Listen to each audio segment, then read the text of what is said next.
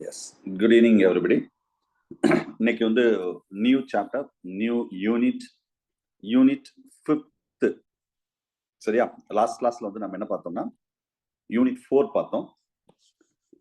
இதுல ஏற்கனவே புதுசா ஜாயின் பண்ணவும் சரி, லேட் கம்மர் இருந்தாலும் சரி, ஏற்கனவே சில யூனிட் போயிருக்குன்னா அதை பத்தி ஒரி பண்ண வேண்டாம். இந்த யூனிட்ல இருந்து அப்படியே நீங்க கண்டினியூ பண்ணுங்க. அடுத்த ரவுண்ட்ல வந்து அந்த யூனிட்லாம் திரும்ப நடத்தப்படும். சரியா? அப்ப பாத்துக்கலாம். இப்போதைக்கு என்ன யூனிட் நம்ம கண்டினியூ பண்றோமோ அந்த யூனிட்ல நீங்க கோத்ரூ பண்ணலாம். சரியா? ரைட். ஸோ இதுல ஏற்கனவே நம்ம லாஸ்ட் கிளாஸ்க்கு வந்து 4th யூனிட் ஃபுல்லா பார்த்துருக்கோம். 4th யூனிட் பொறுத்தளவு செல் அண்ட் மாலிகுலர் பயாலஜி, அதான் 4th யூனிட்டோட டாபிக். நான் ஏற்கனவே சொல்லியிருக்கேன், தேவையில்லாம அன்மியூட் ஆகக்கூடாதுன்னு சொல்லியிருக்கேன்.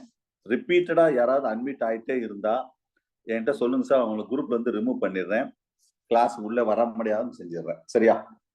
ஸோ கொஞ்சம் கான்சியஸா இருக்கணும். வீடியோ ஆடியோ கம்பல்சரி அன்மியூட்ல தான் இருக்கணும். ஆஃப்ல வீடியோவும் சரி, வீடியோ வந்து ஆஃப்ல இருக்கணும், அது அன்மியூட்ல இருக்கணும் பார்த்துக்கோங்க. மியூட்ல வச்சுக்கோங்க. ஏதாவது தேவைன்னா அன்மியூட் பண்ணாங்க.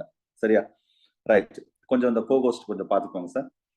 Right. So fresh unit, the unit 5, genetics and genetic engineering or biotechnology.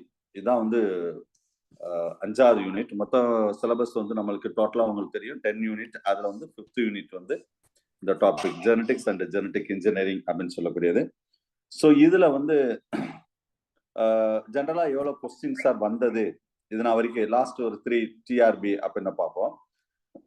Last ஒரு 3 டிஆர்பில வந்து 2022 அது லாஸ்ட் டிஆர்பில சரியா 2022 அதுல வந்து ஜெனடிக்ஸ்ல 2 டாபிக் பார்க்கணும், genetics and genetic engineering.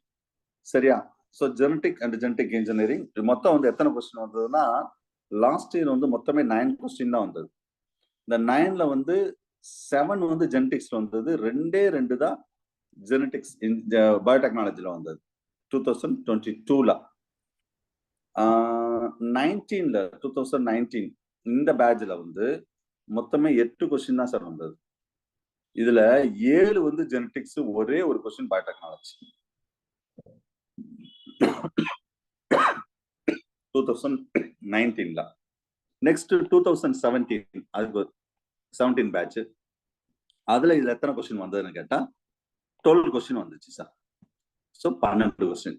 So நீங்க ஆவரேஜா எத்தனை கொஸ்டின் சார் வரும்னு கேட்டா 10 to 12 கொஸ்டின் வரும். ஞாபகம் வச்சுக்கோங்க.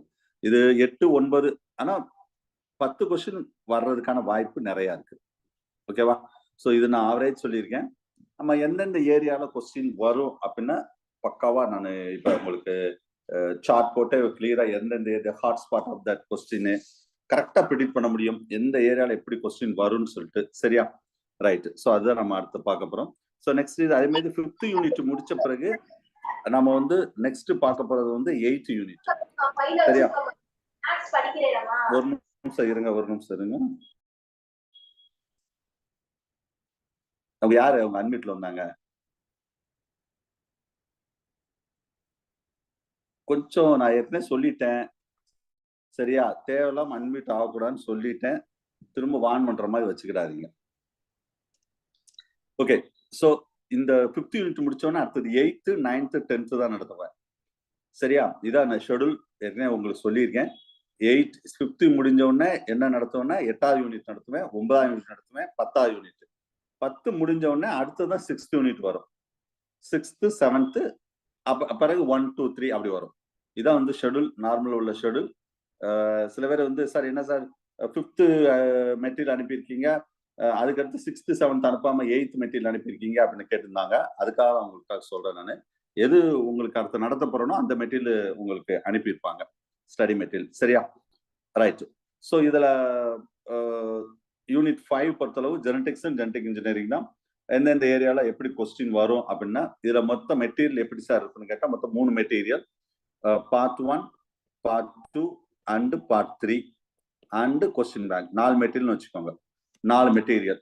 இதுல பார்ட் 1, பார்ட் 2, பார்ட் 3 இந்த 3மே சிலபஸ் கவர் ஆகும்.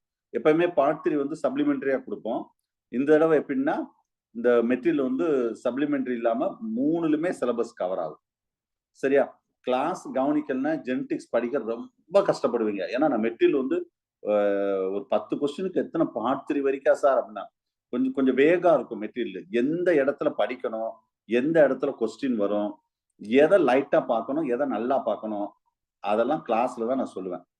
இல்லைன்னா வந்து நீ கிளாஸ் அவாய்ட் பண்ணா, கிளாஸ் வரலன்னா எதை படிக்கிறதுனே தெரியாது, மெட்டீரியல் பார்த்து தலை சுத்தி கீழே விழுந்துருவீங்க. ஞாபகம் வச்சுக்கோங்க. மேக்சிமம் மெட்டீரியலை தாண்டி கொஸ்டின் வர்றதுக்கு வாய்ப்பே கிடையாது. ஈவன் இந்த யூஜில ஃபுல்லா அப்படித்தான் இருந்தது. யூஜிலாம் வந்து ஆல்மோஸ்ட் நம்ம என்ன மெட்டீரியல் கொடுத்தோமோ 90% அதான் சார் கொஸ்டின். 10% வந்து மெட்டீரியலை தாண்டி வந்திருக்கு. நான் ஓப்பனா ஒத்துக்கிறேங்க. சரியா? ஒரு 90% வந்தாலே போதும் சார். வேற என்ன வேணும்? பிஜில வந்து ஆல்மோஸ்ட் 95% வரைக்கும் வந்திருக்கு. சரியா? யூஜி வந்து ஒரு 90% வரைக்கும் நம்ம மெட்டீரியல் இருந்து தான் வந்தது. சில கொஸ்டின்லாம் நம்ம டெஸ்ட் என்ன வச்சோமோ அதே கொஸ்டின்லாம் இருந்துச்சு யூஜி. ஓகேவா? நல்லா எழுதியிருக்காங்க நம்ம ஸ்டூடெண்ட்ஸ் எல்லாமே நல்லா எழுதியிருக்காங்க. பார்ப்போம் எப்படி அடுத்த டென்டேட்டிவ் ரிசல்ட் அதெல்லாம் வரும் பார்ப்போம். ஸோ இன்னும் ஒன் மோர் இன்ஃபர்மேஷன் என்னன்னா, நம்மளுக்கு ஃபேவரான இன்ஃபர்மேஷன் தான். ஆல்மோஸ்ட் எல்லாரும் வந்திருப்பீங்கன்னு நினைக்கிறேன். எத்தனை பேர் இருக்கீங்க குரூப்ல? யா, ஓகே.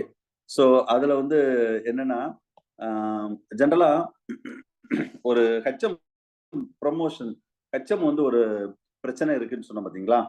அதாவது பிடி ஆகி பிடி அசிஸ்டன்ட்ல இருந்து பிஜி அசிஸ்டன்ட் வந்த பிறகு பிஜி அசிஸ்டன்ட்ல இருந்து ஹையர் செகண்டரி ஸ்கூல் ஹெச்எம் ஆகலாம், ஹை ஸ்கூல் ஹெச்எம் ஆகலாம். அவங்க வந்து பிடி அசிஸ்டன்டோட சீனியாரிட்டி வச்சு ஹை ஸ்கூல் ஹெச்எம் ஆயிட்டாங்க. ரொம்ப பேர், ஒரு 1500 to 600 பேர் இருக்காங்க. அவங்கள வந்து கோர்ட் திரும்ப என்ன சொல்லிச்சுன்னா, இல்ல நீங்க உங்களை எல்லாமே திரும்ப நீங்க ஏதோ ஒண்ணுதான் நீங்க போகணும். பிடி அசிஸ்டன்ட்ல இருந்து நல்லா கவனிச்சவங்க, பிடி அசிஸ்டன்ட் இருந்து நீங்க ஏதாவது பிஜி ப்ரமோஷன் போகணும், இல்லைன்னா ஹெச்எம் ஃபார் ஹை ஸ்கூல். சரியா?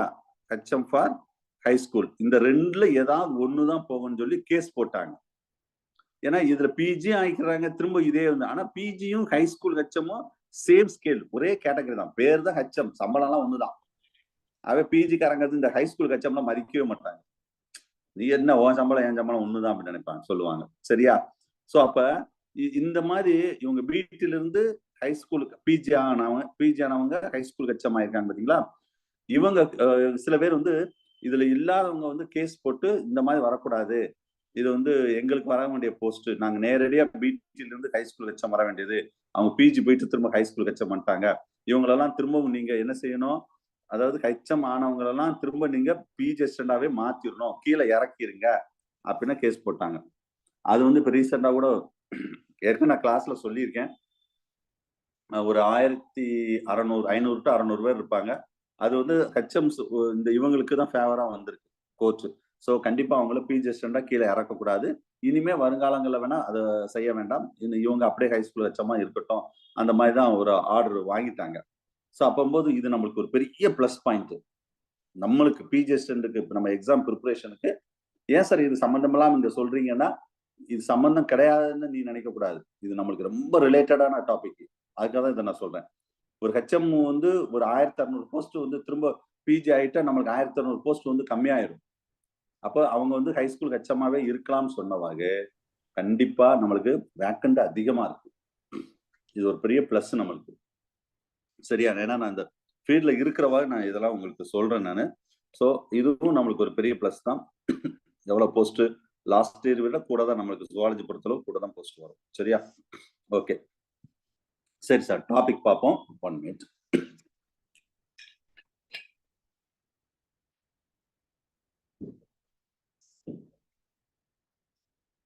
First genetics.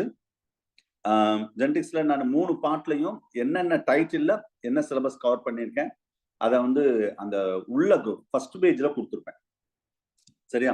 ஆனா இதுல ஃபுல்லாவே ஜெனடிக்ஸ் அண்ட் ஜெனடிக் இன்ஜினியரிங் தான் நான் கொடுத்துருப்பேன். அந்த டாப் சீட்ல உள்ளதான் எது வரைக்கும் கவர் ஆகும் அப்படின்னு கொடுத்துருப்பேன். டேக் ஃபார் எக்ஸாம்பிள், பார்ட் 1 பொறுத்தளவு ஜீன் இன்ட்ராக்ஷன் இருந்து கிராசிங் ஓவர் வரைக்கும் பார்ட் 1 இருக்கும். எது வரைக்கும்னா இவ்வளவுதான், இதுதான் பார்ட் 1. சரியா? அந்த மாதிரி தான் நான் கொடுத்துருப்பேன். மொத்தமே இவ்வளவுதான் டாபிக். இதுல ஒண்ணுன்னா பார்ப்போம். ஃபர்ஸ்ட் டாபிக் வந்து ஜீன் இன்ட்ராக்ஷன். கன்ஃபார்மா ஒரு கொஸ்டின், நோ டவுட். இதுல கொஸ்டின் எப்படி வரும் லைட்டா சொல்றேன், உள்ள ஏரியா வரும்போது அந்த டீட்டெயிலா சொல்றேன். அதாவது டெஃபினிஷன், சரியா? ஜீன் இன்ட்ராக்ஷன்ல அல்லிலிக் அண்ட் நான் அல்லிலிக், இந்த ரெண்டு, அல்லிலிக் ஒண்ணு, அடுத்தது வந்து நான் அல்லிலிக் அப்படின்னு சொல்லிட்டு. ஓகே, ஒரே ஒரு நிமிஷம்.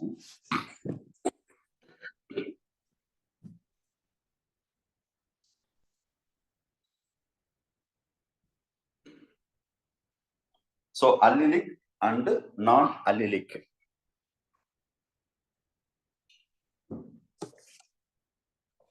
இதுல டெஃபினிஷன் சயின்டிஸ்ட் பேரு, அந்த அதாவது நம்ம இந்த கோடாமினன்ட், டாமினன்ட், எபிஸ்டாசிஸ் அப்படி படிக்க மாட்டீங்களா, அது அந்த மாதிரி.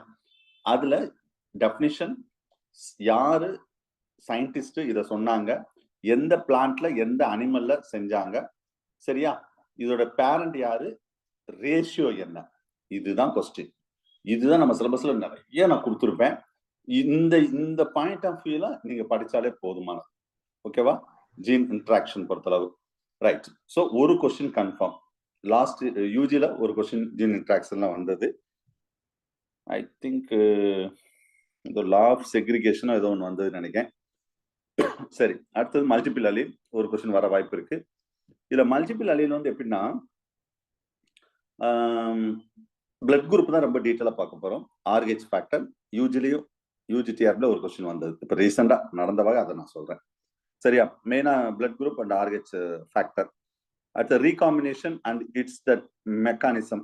இது வந்து ரீகாம்பினேஷன் மெக்கானிசம் ஃபுல்லா இது பெருசா இந்த இடத்துல ஒன்றும் பெருசா நம்ம படிக்க போறது இல்லை சார். சரியா? ஏன்னா இது வந்து இந்த ரீகாம்பினேஷன் ஏன் சார் இங்க சொல்றோம்னா, நம்ம ஏற்கனவே வந்து ஜெனடிக்ஸ்ல ரீகாம்பினேஷன் பார்த்துருக்கோம், ரெப்ளிகேஷன் பார்த்துருக்கோம், அதோடைய கண்டினியூஷன் மாதிரி தான். இதுல மெயினா வந்து எது இந்த ரீகாம்பினேஷன் எப்படி நடக்கும் அப்படின்னு கேட்டா, இந்த லிங்கேஜ் அண்ட் கிராசிங் ஓவர், அதுதான் உள்ள விஷயங்கள். சரியா? கண்டிப்பாக லிங்கேஜ் கிராசிங் ஓவர்ல ஒரு கொஸ்டின், பட் போன வருஷம் இதுல ஒரு கொஸ்டின், இதுல ஒரு கொஸ்டின், இதுல நம்ம மெட்டீரியல் தாண்டி வரவே வராது, ஞாபகம் வச்சுக்கோங்க. அவ்வளவுதான். இதுதான் ஃபர்ஸ்ட் பார்ட் 1ல இருக்கும். ஓகேவா? ரைட். ஸோ இது வரைக்கும் தான். அடுத்தது வந்து நெக்ஸ்ட் டைட்டில் பாருங்க. இந்த சிலபஸ் வந்து டிஆர்பி வெப்சைட்ல என்ன இருக்கோ அதை நான் டைப் கூட அடிக்கலாம், அசிட்டிஸ் அப்படியே தான் நான் இதுல நான் மென்ஷன் பண்ணியிருக்கேன். ஓகேவா? இது ஆல்மோஸ்ட் வந்து எது வரைக்கும் இருக்கும்னா, ஹியூமன் ஜெனடிக்ஸ் அப்படின்னு இருக்கு பாருங்க. இன்பிரீடிங் ஹெட்ரோ ஹியூமன் ஜெனடிக்ஸ்னா இந்த ஹியூமன் ஜெனடிக்ஸ் இந்த இருக்கு பார்த்தீங்களா, இது வரைக்கும் குரோமோசோம்ல இருந்து இது வரைக்கும் இது பார்ட் 1, இது பார்ட் 2, மீதி உள்ளெல்லாம் பார்ட் 3 இருக்கும். இதான் நம்ம மெட்டீரியலோட இது. ரைட்டா? ரைட். இதுல இங்க குரோமோசோம் அடுத்து ஒரு கமா கொடுத்துருக்காங்க பாருங்க. ஆக்சுவலா வந்து குரோமோசோம் மேப்பிங் இதுதான் கரெக்ட். அது ஏன் கமா கொடுத்துருக்காங்கன்னு தெரியல. ஒரு கொஸ்டின் செட்டர் வந்து குரோமோசோம், சரி அப்ப குரோமோசோம் வந்து ஒரு கொஸ்டின் கேட்போமே அப்படின்னா கேட்கலாம். சரியா? சோ நான் குரோமோசோம் பத்தியும் மெட்டீரியல் கொடுத்துருக்கேன், குரோமோசோம் மேப் பத்தியும் மெட்டீரியல் கொடுத்துருக்கேன். ஸோ போன வருஷம் மீன்ஸ் நீங்க லாஸ்ட் இயர் சொல்றதை நீங்க எதை மீன் பண்ணணும்னா, லாஸ்ட் இயர் டிஆர்பி கொஸ்டின் தான் நான் லாஸ்ட் இயர் கொஸ்டின் சொல்லுவேன். ஞாபகம் சார், என்ன சார் லாஸ்ட் இயர் சார் சொல்றாரு அப்படின்னா, லாஸ்ட் இயர் டிஆர்பி கொஸ்டின்ல நீ லிங்கேஜ்ல ஒரு கொஸ்டின், கிராசிங் ஓவர்ல ஒரு கொஸ்டின், குரோமோசோம் மேப்ல ஒரு கொஸ்டின், 3 கொஸ்டின் வந்தது.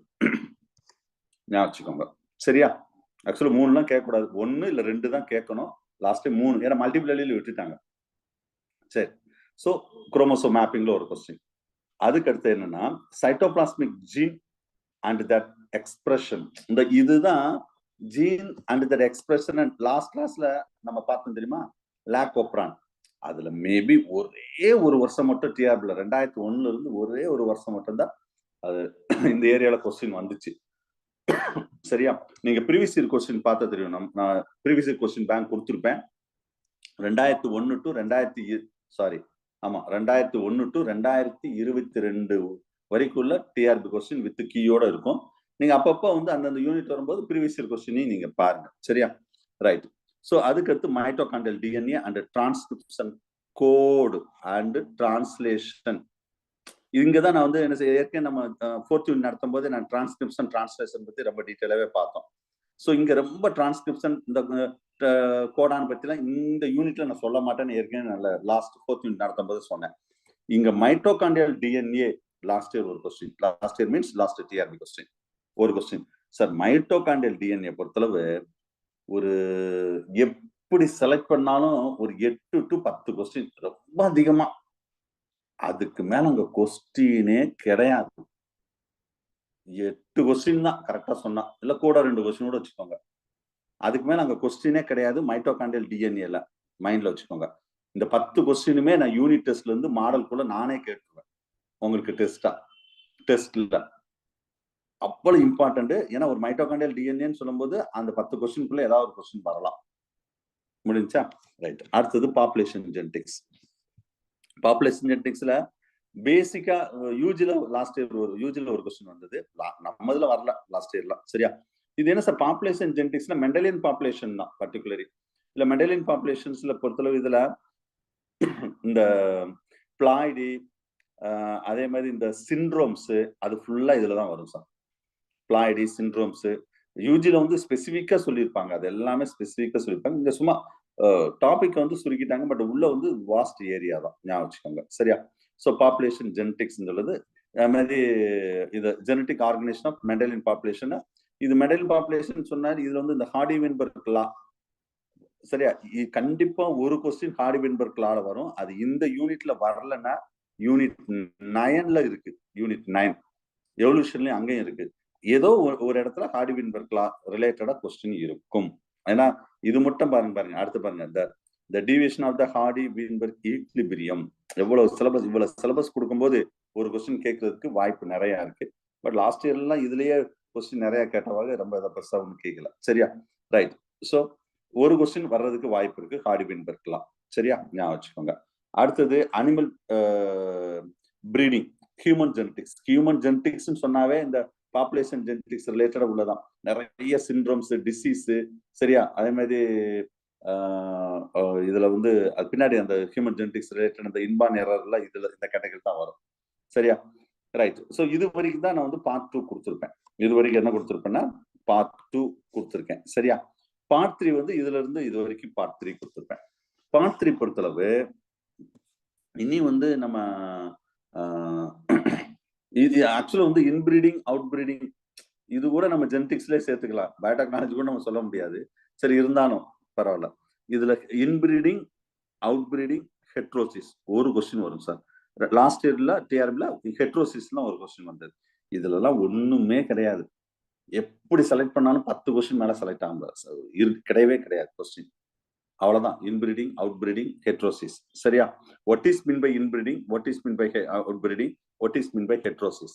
இத ஹைபிரிட் வீகர் அப்படின்னு சொல்லுவாங்க. இதுக்கு ரிலேட்டடா பார்க்க போறோம் அடுத்தது. சரியா? அடுத்தது expression of eukaryotic gene in bacteria cell. Last இயர்ல ஒரு கொஸ்டின் வந்தது இந்த ஏரியால.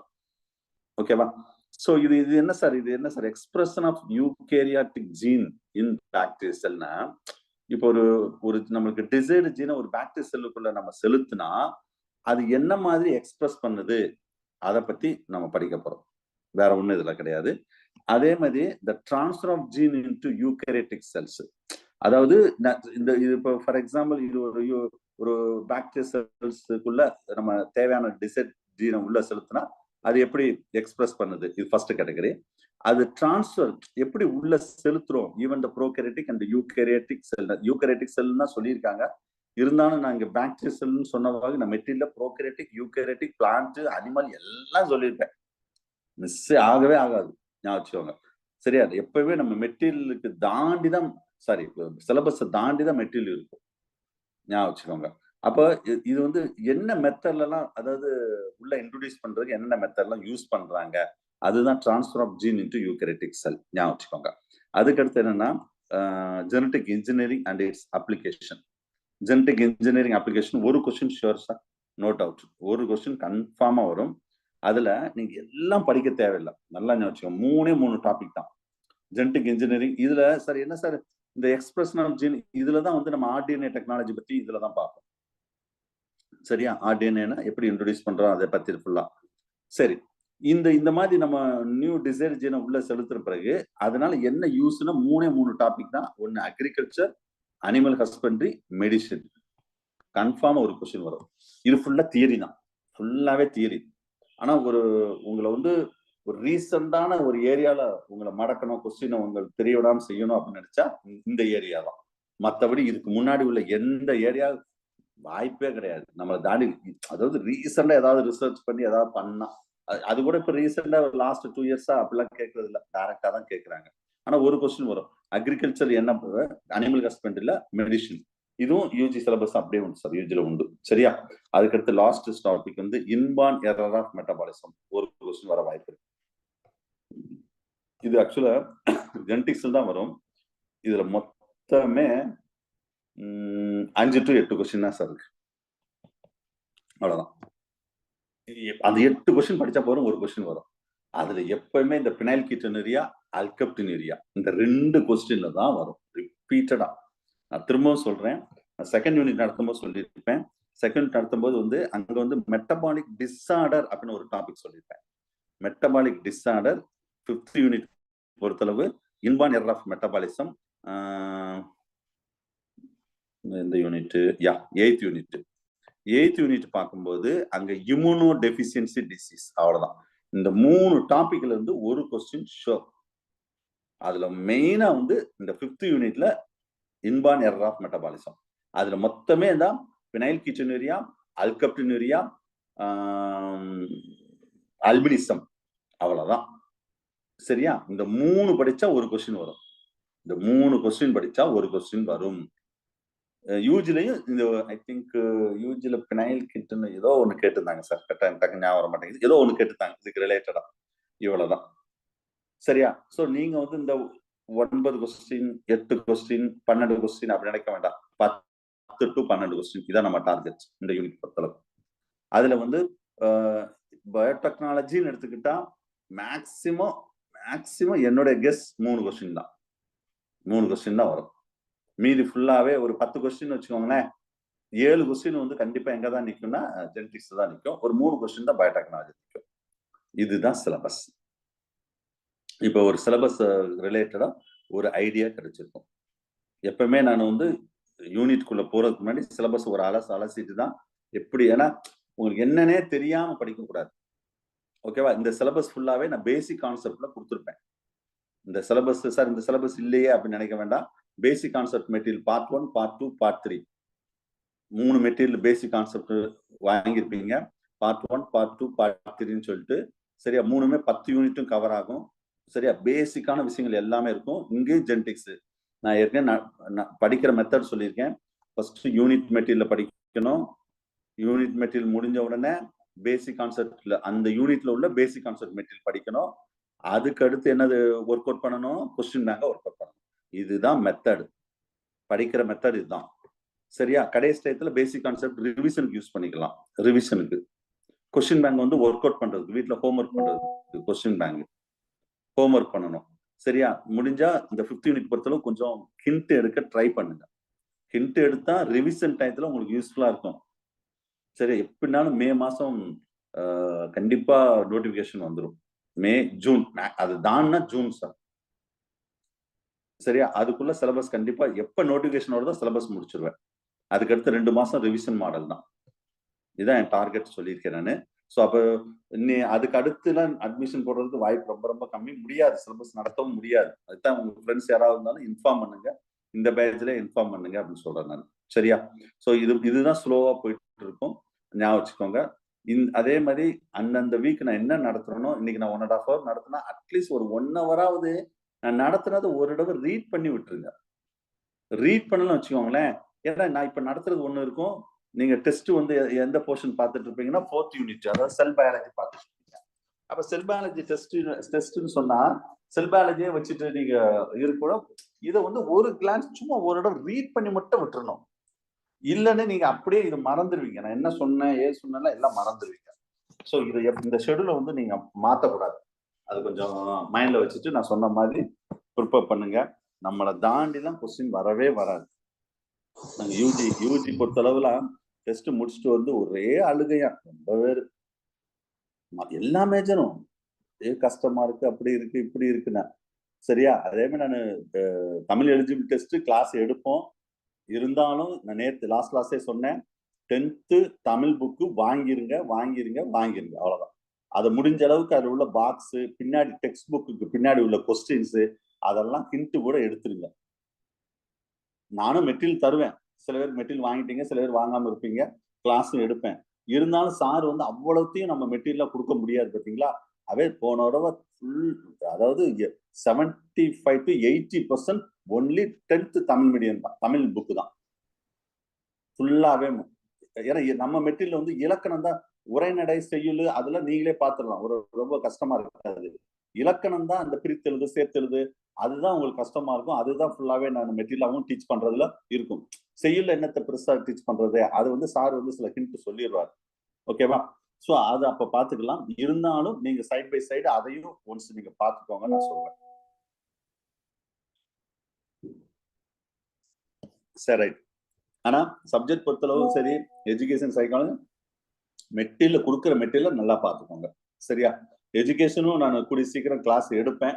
அது நான் எப்பன்னு சொல்லி சார்ட்ட பேசிட்டு இருக்கேன். எஜுகேஷன் மெட்டீரியல் மேக்ஸிமம் நீங்க வாங்கியிருப்பீங்க, வாங்காதவங்க வாங்கிக்கோங்க.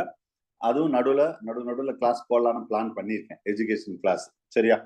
ஏன்னா கடைசி நேரத்தில் அப்புறம் போட முடியாமல் போயிடக்கூடாதுன்னு சொல்லி அப்பப்போ வந்து எஜுகேஷன் கிளாஸ் நடுவில் படிக்கும்போது கொஞ்சம் போர் அடிக்காமல் இருக்கும், அதையும் படித்த மாதிரி ஆயிரும். அதுக்காக அதுவும் நான் பிளான் பண்ணியிருக்கேன், பார்த்துக்கலாம். ஓகேவா? Right. Now take the material part 1.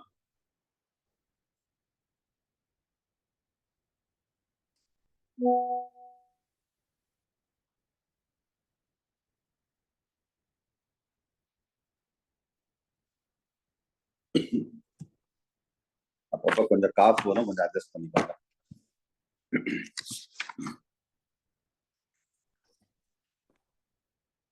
Okay, first part 1 பொறுத்தளவு எல்லாரும் மெட்டீரியல் எடுத்திருப்பீங்க. பார்ட் 1 மட்டும் எடுங்க, வேற எதுவுமே எடுக்க வேண்டாம்.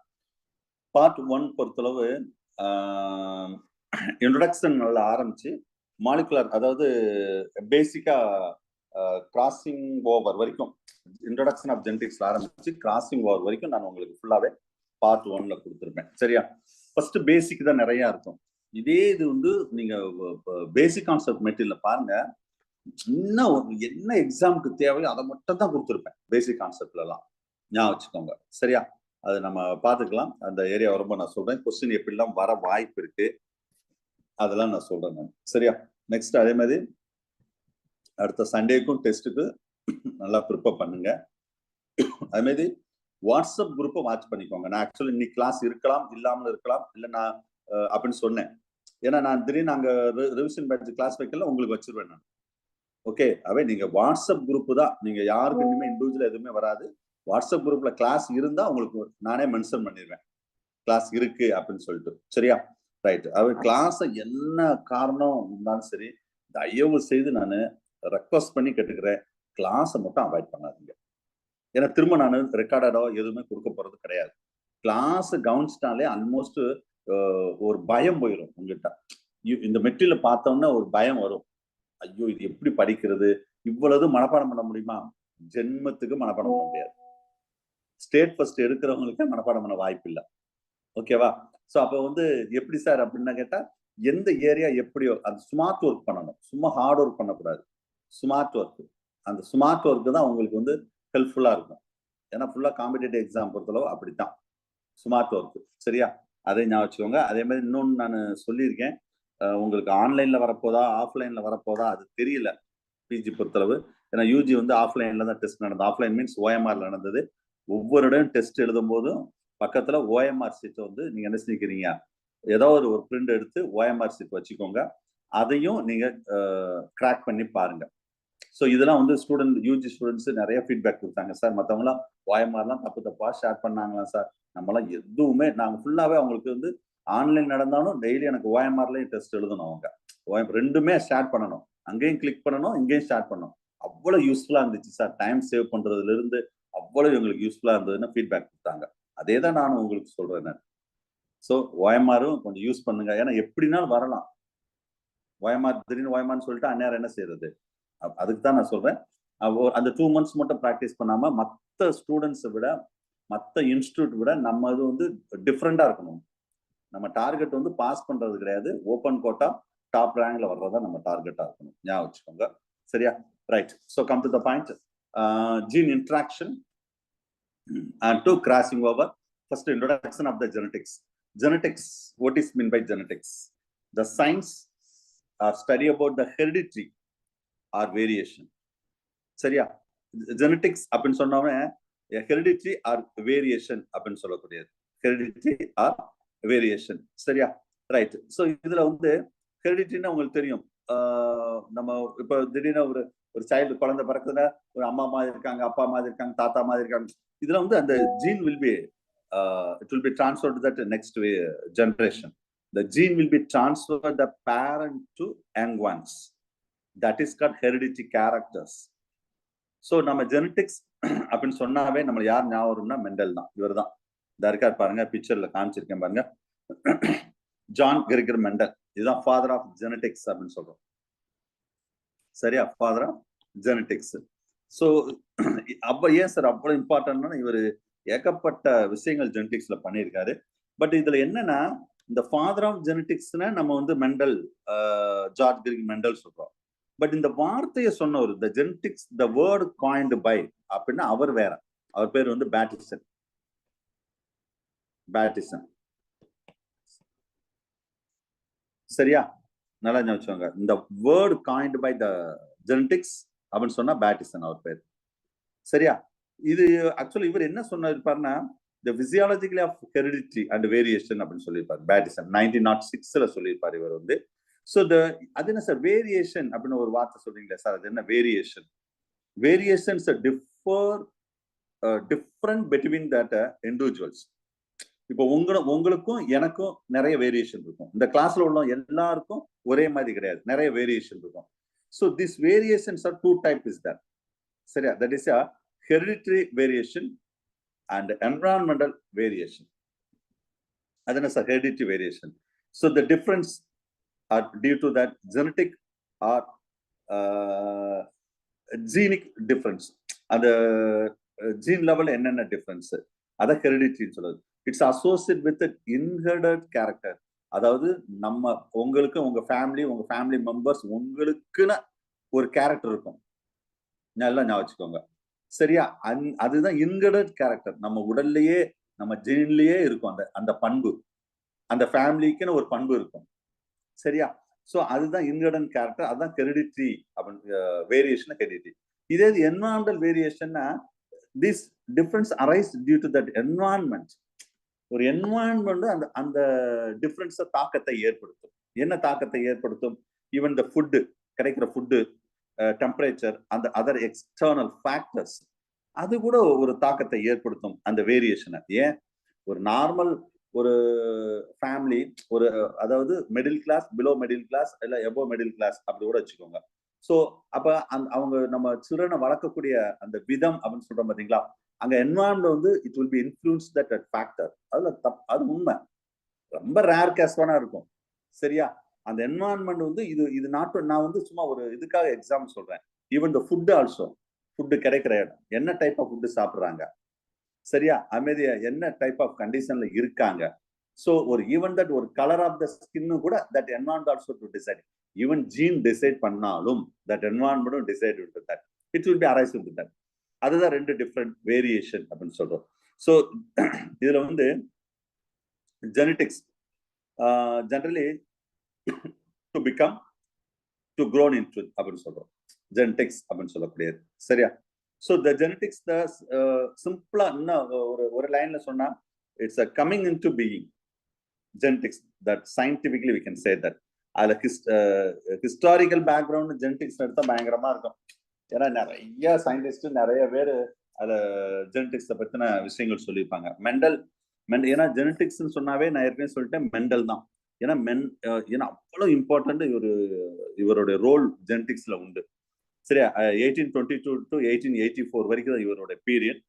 Almost the beginning of 20th century. 20th உங்களுக்கு தெரியும் 1900.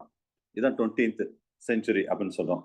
அப்ப the Mendel to finding that again it will be rediscovered that Mendel செஞ்சதை திரும்ப ரீடிஸ்கவர் பண்ண ஒரு 3 முக்கியமான சயின்டிஸ்ட் இருக்காங்க சார்.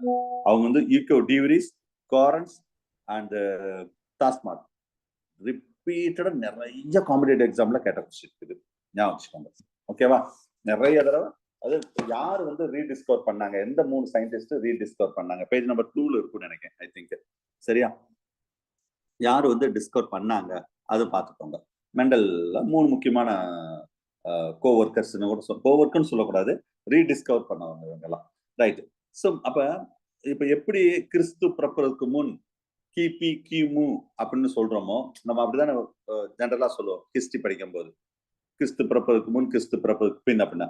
அதே மாதிரி இந்த ஜெனடிக்ஸை பொறுத்தளவு மெண்டல் வர்றதுக்கு முன், மெண்டல் வந்ததுக்கு பிறகு. மெண்டல்னு வேற மெண்டல் நினைச்சிடாதீங்க, சரியா?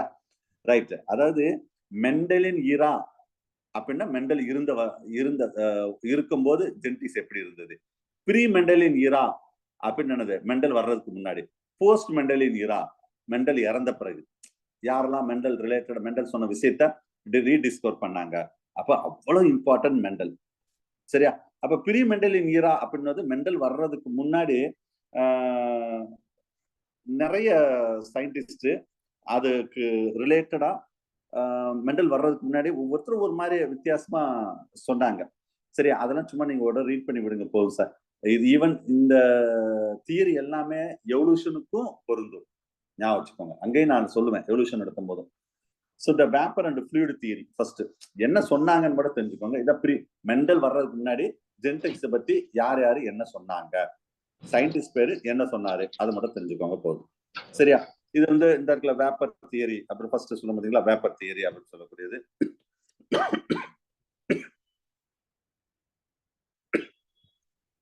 யார் சொன்னா? Pythagoras. Actually, the moist vapor is given out from that a part of the body of male. ஒரு மாய்ஸ்சர் வந்து மேல் இருந்து வருமா. இந்த vapour to offspring to exhibit, இதுதான் வந்து ஒரு சைல்டு மாதிரி அடுத்த ஒரு ஜெனரேஷனை உருவாக்குது அப்படின்னா பிதகரஸ் அந்த காலத்துல சொல்லியிருக்காரு, சரியா? அதே மாதிரி அடுத்தது வந்து செமன் தியரி அப்படின்னா, இதுல நிறைய தியரிஸ் இதுல நான் சொல்லியிருக்கேன். இதுல இருக்காத தியரி நான் சில விஷயம் சொல்றேன் நான், சரியா? செமன் தியரினா வந்து எபிடாலஜிஸ்ட் ஒரு scientist, both parents are produce the semen. இவர் என்ன சொல்றாருன்னா, ரெண்டு மேல் ஃபீமேல் ரெண்டு பேரும் வந்து ஒரு செமன் மாதிரி ப்ரொடியூஸ் ஆகும். இந்த it will be arise directly from the various part of the body. And இந்த ரெண்டு செமனும் மிக்ஸ் ஆகும்போது they produce a new individual. எப்படி வந்து அடுத்த ஜெனரேஷன் வருது, அடுத்த யங் ஒன்ஸ் வருது அப்படின்னு மெண்டல் வர்றதுக்கு முன்னாடி இவங்க எல்லாம் சொல்லியிருக்காங்க. அரிஸ்டாட்டில் ஐடியா, இவரு the offspring was produced by the mixing of semen of male. Aristotle சொன்னது, சரி? அரிஸ்டாட்டில் சொன்னது மேலுடைய செமனும் ஃபீமேலுடைய மென்ஸ்ட்ரல் ஃப்ளூயிட், ஃபீமேலுடைய மென்ஸ்ட்ரல் ஃப்ளூயிட், இந்த ரெண்டு ஜாயின் பண்றதான் ஒரு நியூ ஆஸ்பிரிங். டூரிங் த காப்புலேஷன்ல இந்த ரெண்டு ஜாயிண்ட் ஆகுது. அவருக்கு வந்து தெரியல இந்த ஃபீமேல வந்து எக் இருக்கு அப்படின்னா, அந்த டயத்துல அவருக்கு தெரியல. ஒரு அந்த மென்ஸ்ட்ரல் ஃப்ளூயிட்ல பிளஸ் அந்த ஸ்பாம் ரெண்டு சேர்ந்துதான் ஒரு யங் ஒன்ஸ் உருவானது அப்படின்னு சொல்றாங்க. அவர் சொல்லியிருக்காரு அரிஸ்டாட்டில், சரியா? ஆண்டன் லோன் தூக்கி இவர் தான் first the spam and ovum வந்து அப்சர்வ் பண்ணவர் மைக்ரோஸ்கோப்ல, சரியா? அடுத்த ப்ரீஃபார்மேஷன் தியரின்னு சொல்லக்கூடியது. According to this gamete contain இந்த மினி பெர்மாக்குலர் எம்பிரியோ, அதாவது இந்த கேமிட்டுக்குள்ளேயே ஒரு சின்ன ஒரு எம்பிரியோ இருக்குது. இந்த ஓவம் கண்டெயின் எ மினியேச்சர், அந்த முட்டைக்குள்ள ஒரு சின்ன ஒரு எம்பிரியோ இருக்குது. It will be adult animals, that is called homunculus அப்படின்னு சொல்லுவாங்க. அதுதான் ஒரு எம்பிரியோவா அடல்ட் ஆகும்போது அப்படியே டெவலப் ஆகுது. இந்த படத்தை பாருங்க, இந்த படத்தை இதுக்குள்ளேயே ஒரு எம்பிரியோ இருக்குது அப்படின்னு சொல்றாங்க சயின்டிஸ்ட். அந்த பேஜ் நம்பர் 2லயே அந்த படம் கொடுத்துருப்பாங்க, சரியா? நம்ம பார்ட்டிகுலேட் தியரி அப்படி இந்த தியரி, இது ஒரு தியரி தான். மேப்லஸ்னு ஒரு சயின்டிஸ்ட் ப்ரொபோஸ் தட் இவர் என்ன சொல்றாருன்னா, semen produced that a parent it contained that many tiny particles. செமன்ல வந்து நிறைய Chinni பார்ட்டிகல்ஸ்னா during the copulation the semen of the both parents the united to form the embryo அப்படின்னு சொல்றாரு. அங்க இருந்து எக் ஒன்ஸ் வந்தது, எம்பிரியோ வந்தது. ரெண்டு செமன், இங்க வந்து எக் ஸ்பாம் அப்படிலாம் சொல்ல, ரெண்டு கப்புள்னா மேல் ஃபீமேலுக்கும் செமன் வந்தது, அந்த ரெண்டு மிக்ஸ் ஆகும்போது எம்பிரியோ ஃபார்ம் ஆச்சு. அப்படின்னா பார்ட்டிகுலேட், அதுல உள்ள பார்ட்டிகுலேட்ஸ் மாதிரி இருக்கும், அது மிக்ஸ் ஆகும்போது எம்பிரியோ ஃபார்ம் ஆச்சுன்னு அவர் பாயிண்ட் ஆஃப் அப்படி சொல்லியிருக்காரு. அடுத்தது என்காஸ்மெண்ட் தியரி அப்படின்னு ஒரு தியரி இருக்குது. இவர் வந்து பொன்னட் சயின்டிஸ்ட். இவர் every female contain within her body miniature of prototype, ஒரு சின்ன மினியேச்சர் ஆஃப் புரோட்டோடைப் ஒரு பேபி மாதிரி இருக்கும் அப்படின்னு சொல்றாரு. அடுத்த தியரி ஆஃப் எபிஜெனிசிஸ், இந்த தியரி இது உல்ஃப் சயின்டிஸ்ட். சரியா? சோ இவர் என்ன சொல்றாருன்னா, the egg is formed of only that granular substance. It developed that a germinal layer, it will develop into that embryo. அதுல இருந்து embryo வந்தது. Similar to that our parents அத வந்து அவர் பிரசன்ட் டே வந்து அதை நம்ம என்ன சொல்றாங்கன்னா ஜீன் கான்செப்ட் ஆஃப் ஹெரிடிட்டி அப்படின்னு நம்ம சொல்றோம். அவர் வந்து அந்த ஜெர்மினல் லேயர் மாதிரி இருக்கும், அதுல எம்பிரியோ டெவலப் ஆகுதுன்னு சொல்றாங்க. இப்ப நம்ம அதை ஜீன் கான்செப்ட் ஹெரிடிட்டி அப்படின்னு பிரசன்ட் டேல நம்ம அதை சொல்றோம். சரியா? ரைட். ஓரளவு கொஞ்சம் அது க்ளோஸா வர்றாங்க. எபிஜெனிசிஸ் அதுமாதிரி பேன்ஜெனிசிஸ் அப்படின்னு சொல்லக்கூடியது இந்த தியரி ஆஃப் பேன்ஜெனிசிஸ்.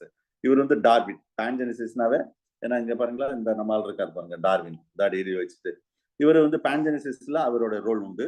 டார்வின் தான் சொன்னாரு. ஏன்னா இது டார்வின்லாம் வந்து அதுக்கு முன்னாடியே வந்தவர், நம்ம மெண்டலுக்கு முன்னாடி. சரியா?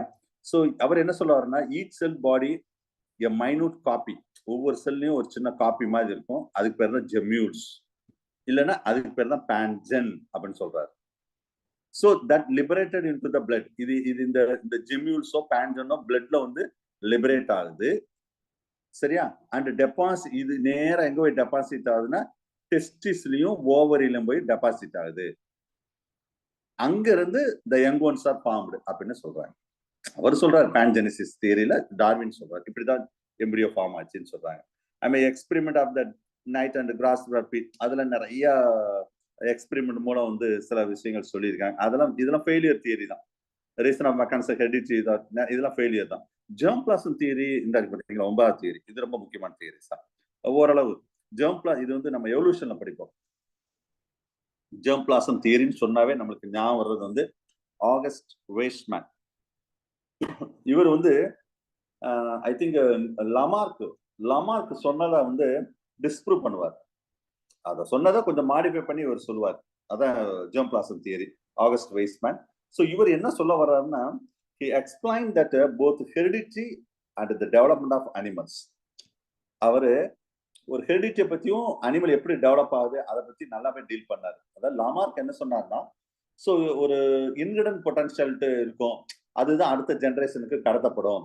நம்ம பாடியில என்ன கேரக்டர் இருக்கோ, லாமார்க் சொன்னார். லைட்டா சுருக்கமா சொல்றேன் சார், பிரீஃபா சொல்றேன், ஏன்னா நம்ம இங்க எவல்யூஷன் நடத்தல. எவல்யூஷன் வரும்போது ரொம்ப டீட்டெயிலா சொல்லுவேன். லாமார்க்கிசம், நியோ லாமார்க்கிசம் பத்தி. சரியா?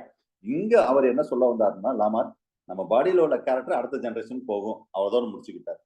பட் ஆகஸ்ட் வெய்ஸ்மேன் இந்த சில ரேட் எல்லாம் வச்சுட்டு என்ன செய்வாருன்னா, அதை அவர் சொன்னது கரெக்டான செக் பண்ணுவார். பட் அது வந்து ரேட் வந்து உங்களுக்கு தெரியும் அந்த கதைலாம், டெய்ல கட் பண்ணிட்டு மேட்டிங் விட்டா திரும்ப அதுல வரக்கூடிய embryo means young ones of the rat எல்லாமே வந்து டெய்லோட தான் வருது. இப்படியே 10 ஜெனரேஷன் கட் பண்ணாலும் டெய்லோட தான் வருது. அப்பதான் லமார்க் கிட்ட போய் கேட்கிறாரு, சரியா என்னப்பா நீ என்ன நம்ம பாடிக்கு நம்ம கேரக்டர் என்னவோ அது அடுத்த ஆஃப்ஸ்பிரிங் போகும்னு சொன்னையே, இது நான் இந்த மாதிரி போக மாட்டேங்குது, எல்லாமே டெய்லோட தான் வருதுன்னா அவர் அதுக்கு அவரால் அதுக்கு எக்ஸ்பிளனேஷன் கொடுக்க தெரியல. யாருக்கு? லாமார்க்கு. அப்பதான் தட் ஆகஸ்ட் வெய்ஸ்மேன் ஒரு new theory will be proposed. That theory we are called as germ plasm theory. இவர் என்ன எக்ஸ்பிளைன் பண்றாருன்னா, மெயினா 2 கேட்டகரியா, அதாவது somatic cell and germ cells, அப்படி 2 கேட்டகரியா பிரிக்காரு. ஸோ இந்த சொமாட்டிக் செல்ல ஏதாவது சேஞ்சஸ் நடந்தா அது நெக்ஸ்ட் ஜெனரேஷனுக்கு போகாது. ஜெர்மினல் செல்ஸ்ல மட்டும் என்ன சேஞ்சஸ் நடக்குதோ அதுதான் நெக்ஸ்ட் ஜெனரேஷனுக்கு போகும். அதான் சொமாட்டிக் செல்ஸுக்கும் ஜெர்மினல் செல்ஸும் டிஸ்டிங்விஷ் பண்ணி ப்ரூவ் பண்ணார். சரியா? இதை பத்தி தான் டீட்டெயிலா நான் எவல்யூஷன் வரும்போது சொல்றேன். ஸோ இது எல்லாமே theories related about that genetics.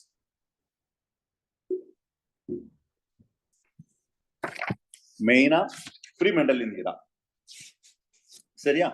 சரி, அதாவது ப்ரீ மெண்டலின் உங்களுக்கு தெரியும், மெண்டல் வர்றதுக்கு முன்னாடி ஜெனடிக்ஸை பத்தின அவங்கவுங்க கருத்து, ஜெனடிக்ஸ்னு கூட தெரியாது. சரி, அவங்க கருத்தை சொன்னாங்க. சரி, இப்பதான் நம்மால் வர்றாரு. யாரு? Birth of the modern genetics. எப்படி மாடர்ன் ஜெனடிக்ஸ் வந்தது? நம்மால் வந்தா தான். யாரு? மெண்டல். ஸோ மெண்டல் இதான் அவருடைய விஷயங்கள். ஆக்சுவலா மெண்டல் சொன்னாவே ஹைபிரிடைசேஷன் எக்ஸ்பெரிமெண்ட் இந்த வார்த்தை ஞாபகம் மெண்டல் சொன்னாவே. சரியா? ஸோ வித் தட், ஏன்னா இவர் வந்து கார்டன் பீ பிளான்ட், கார்டன் பீல நிறைய விஷயம் சொன்னாரு. He published the paper little that the experiment in the plant hybridization அப்படின்னா ஒரு பேப்பர்லாம் பப்ளிஷ் பண்ணாரு. சரியா? Amedee Mendel proposed the concept of the hereditary unit and that particulate and unit or factor. என்ன mental வந்து அந்த ஏதோ ஒரு எக்ஸ் வச்சுக்கோங்களேன், அது நெக்ஸ்ட் ஜெனரேஷன் போகும்போது அதுதான் அதுதான் கேரக்டர் கடத்துதுன்னு சொன்னாரு. ஆனா அந்த nowadays we are called gene. But Mendel சொன்னது வந்து அது ஜீன்னு சொல்லல, அவர் வந்து ஒரு பார்ட்டிகிள்ஸ் அப்படின்னு சொல்றாரு. அதான் ஜீன இப்ப நம்ம ஜீன சொல்றத அவர் என்ன சொன்னார்னா பார்ட்டிகிள்ஸ் இல்லைன்னா யூனிட் இல்லைன்னா ஃபேக்டர். அவர் சொன்ன விஷயம் இது கூட கொஸ்டினா வரலாம். இந்த மெண்டல் வந்து ஜீனை என்ன மாதிரி சொன்னாங்க அப்படின்னா ஃபேக்டர். அதுக்கு தான் நீங்க இந்த பழைய எடிஷன் புக் எல்லாம் பாருங்க, ஜீன் இன்ட்ராக்ஷன் கொடுத்துருக்க மாட்டாங்க, ஃபேக்டர் ஹைபாத்திசிஸ் அப்படின்னு கொடுத்துருப்பாங்க பழைய எடிஷன் புக். புதுசுல ஃபுல்லாவே மாத்திட்டாங்க ஜீன் இன்ட்ராக்ஷன். கொஞ்சம் பழைய எடிஷன் புக் ஃபுல்லாவே என்ன இருக்கும்னா ஃபேக்டர் ஹைபாத்திசிஸ் அப்படின்னு தான் இருக்கும். ஏன்னா மெண்டல் சொன்னதான், அதாவது அலிலிக் அண்ட் நான் அலிலிக் ஜீன் இன்ட்ராக்ஷன் தான் ஃபேக்டர் ஹைபாத்திசிஸ். இது கூட வரலாம். இந்த ஃபேக்டர் த வேர்டை சொன்னவர் யாருன்னா நம்ம மெண்டல்.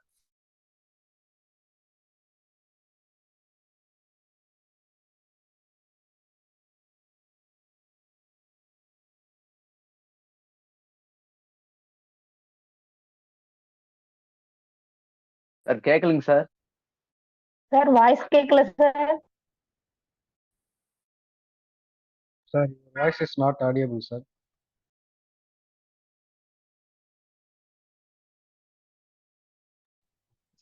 வாய்ஸ் கேட்கல சார்.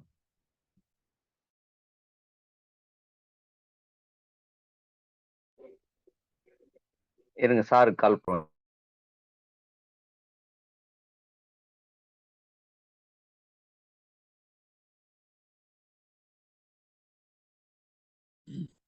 யாராவது கால் பண்ணா நான் பண்ணட்டுமா? ஒருத்தர் கால் பண்றோன்னு இருக்காரு, ஸ்டாலின் யாரோ கால் பண்றனாரு.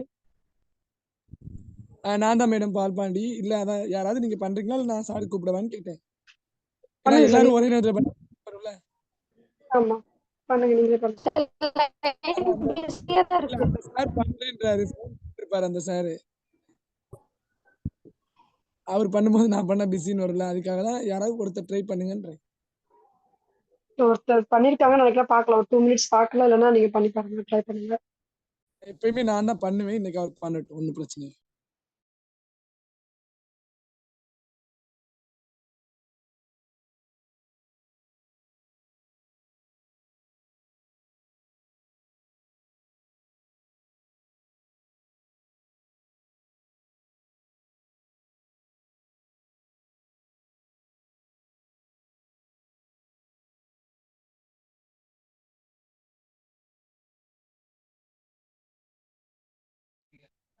சார் லைன்ல வராருங்களா? கேட்கலன்னு சொல்லிட்டுங்க.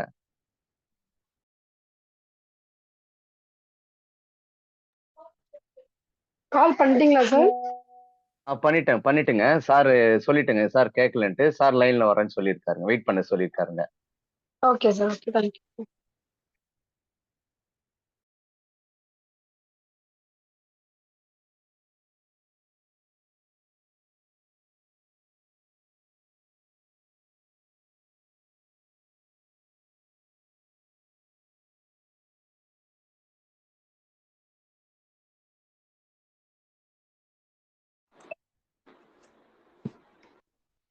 எஸ், எப்படியோ கட் ஆயிடுச்சு, என்ன பிரச்சனைன்னு தெரியல.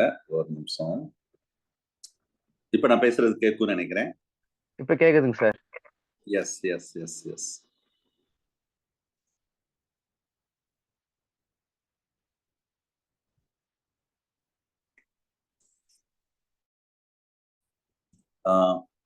எஸ், இப்ப டிஸ்பிளேவும் மெண்டல் ரிலேட்டடா காமிச்சிருக்கேன், அது உங்களுக்கு தெரியும்னு நினைக்கிறேன். எஸ், நான் பேசுறது கேட்கும். அப்படி ஏதாவது இந்த மாதிரி கட் ஆயிடுச்சுன்னா எனக்கு ஃபோன் பண்ணிருங்க, சரியா? என் நம்பருக்கு கால் பண்ணி. அது 2 கால் வந்ததுன்னு தான் நான் என்ன நினைச்சேன். இப்போ நானாட்டா தனியா இந்த ரூமுக்குள்ள பேசிட்டே இருப்பேன், பாவமாவும்.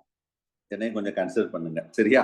Right, okay. So post Mendelian genetics record ஆயிருக்கணும், ஆயிட்டு தான் இருக்கும், ரெக்கார்ட் ஆயிட்டு தான் இருக்கும்னு நினைக்கிறேன். அது உள்ள வந்தோடனே ரெக்கார்ட் ஆகும். எஸ் எஸ், ரெக்கார்ட் ஆயிடும். ரெக்கார்ட் ஆயிட்டு தான். Right, listen. தேங்க்யூ. ஸோ இதுல மெண்டல் ரிலேட்டட் அந்த ஃபேக்டர்ஸ் சொன்னோம். அடுத்த போஸ்ட் மெண்டலியன் பேஜ் நம்பர் 5ல போஸ்ட் மெண்டலியன் ஜெனடிக்ஸ் தான் அந்த சயின்டிஸ்ட் பேர் நிறைய இருக்கு. அதில் நெக்ஸ்ட் டேபிள் அதான் நம்ம எக்ஸாம் பாயிண்ட். அதோட பேசிக்கா இதுல உள்ள விஷயம் சும்மா ஜெனடிக்ஸ் என்ன ஹெரிடிட்டி என்னன்னா பேஜ் நம்பர் 5ல இருக்கும். 6ல இருந்து பாருங்க, 6ல இருந்து அசால்ட்டா பார்க்க கூடாது. கண்டிப்பா டிஆர்ல ஒரு கொஸ்டின் வரும். சரியா? எத்தனை பக்கம்? 2 4 5 பக்கம், 5 பேஜஸ். படிக்காம போயிடாதீங்க. இதுல ஒன்னொன்னா 1வது பாயிண்ட்ல இருந்து அந்த 116வது பாயிண்ட் வரைக்கும் ஒன்னொன்னா நான் ரீட் பண்ண போறது கிடையாது. ஏன்னா நீங்களே ரீட் பண்ணாலே புரியும். நான் ரீட் பண்ணி டயத்தை வேஸ்ட் பண்ண விரும்பல. இருந்தாலும் பேஜ் நம்பர் 6ல முக்கியமானது நான் டிக் அடிச்சிருப்பேன். நீங்க பாருங்க, டிக் அடிச்சதை படிக்காம போயிடாதீங்க. அப்ப டிக் அடிக்காதெல்லாம் அதையும் படிக்கணும். டிக் அடிச்சதை நல்லா படிக்கணும். ஏன்னா டிக் அடிச்சதுல என்னன்னு தெரியுமா, எக்ஸாம் பாயிண்ட் ஆஃப் வியூ ரொம்ப முக்கியமான பாயிண்ட். அதுக்காக தான் சொல்றேன். இதுல இந்த மெஷினர் இருக்கு பாருங்க, 2019 கேட்ட TRP question sir. Nobody to expect இந்த கொஸ்டின். நிறைய பேர் தப்பா தான் எழுதியிருப்பாங்க. இது செல் பயாலஜில கூட வரலாம். அதாவது ஐசோலேட்டட் டிஎன்ஏ ஃப்ரம் நியூக்ளியஸ், அதுக்கு பேர் என்ன, நியூக்ளின். இத செஞ்சவர் யார்? மெஷினர். இதான் கேட்ட கொஸ்டின். சரியா? சரி, அப்படியே மற்றதெல்லாம் நீங்க பாத்துக்கோங்க. இந்த லாம்ப்ரஸ் குரோமோசோம்ஸ் யார் சொன்னா? வால்டயர். குரோமோசோம் இந்த வார்த்தையை சொன்னவர் வால்டயர். ஐ மீன் இந்த ஜீன் அப்படின்னு சொன்னவர் யாரு? The word, the gene coined by Johansson, sir. very good, very good. Johansson. Gene, the word coined UGTR black at a question. UGTR black at a question. Johansson. சரியா? The gene, the word coined by Johansson. சரியா? Mental வந்து factor R unit அப்படின்னு சொன்னார். ஓகேவா? Right. அது மாதிரி mutation நல்லா கவனிங்க. 13வது பாயிண்ட். மியூட்டேஷன் சொன்னாவே யூகோ டிவிரிஸ் ஞாபகம் வந்துடும். அவர் ரொம்ப முக்கியமான அவரு, யூகோ டிவிரிஸ். அதுலயே நிறைய இருக்கு சார், நிறைய இருக்கு. நான் எல்லாமே சொல்லல. சரியா? அந்த ரீடிஸ் 11வது பாயிண்ட் ரொம்ப முக்கியம் தான் சார், நோட் பண்ணிக்கோங்க. டிக் அடிக்கல. 11வது பாயிண்ட் அந்த ரீடிஸ்கவர் பண்ண மெண்டல். இது நிறைய தடவை கேட்டிருக்காங்க கொஸ்டின். கொஞ்ச நேரம் முன்னாடி சொன்ன பாத்தீங்களா அது.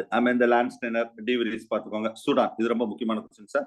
15வது பாயிண்ட் இந்த குரோமோசோம் தியரி ஆஃப் ஹெரிடிட்டி. ஏன்னா நம்ம குரோமோசோம் தியரினா அடுத்தது நம்ம உள்ள சப் டாபிக் வருது பாத்தீங்களா, அதுக்கு ரிலேட்டடா ஃபுல்லா இந்த டேபிள் இருக்கும். ஓகே.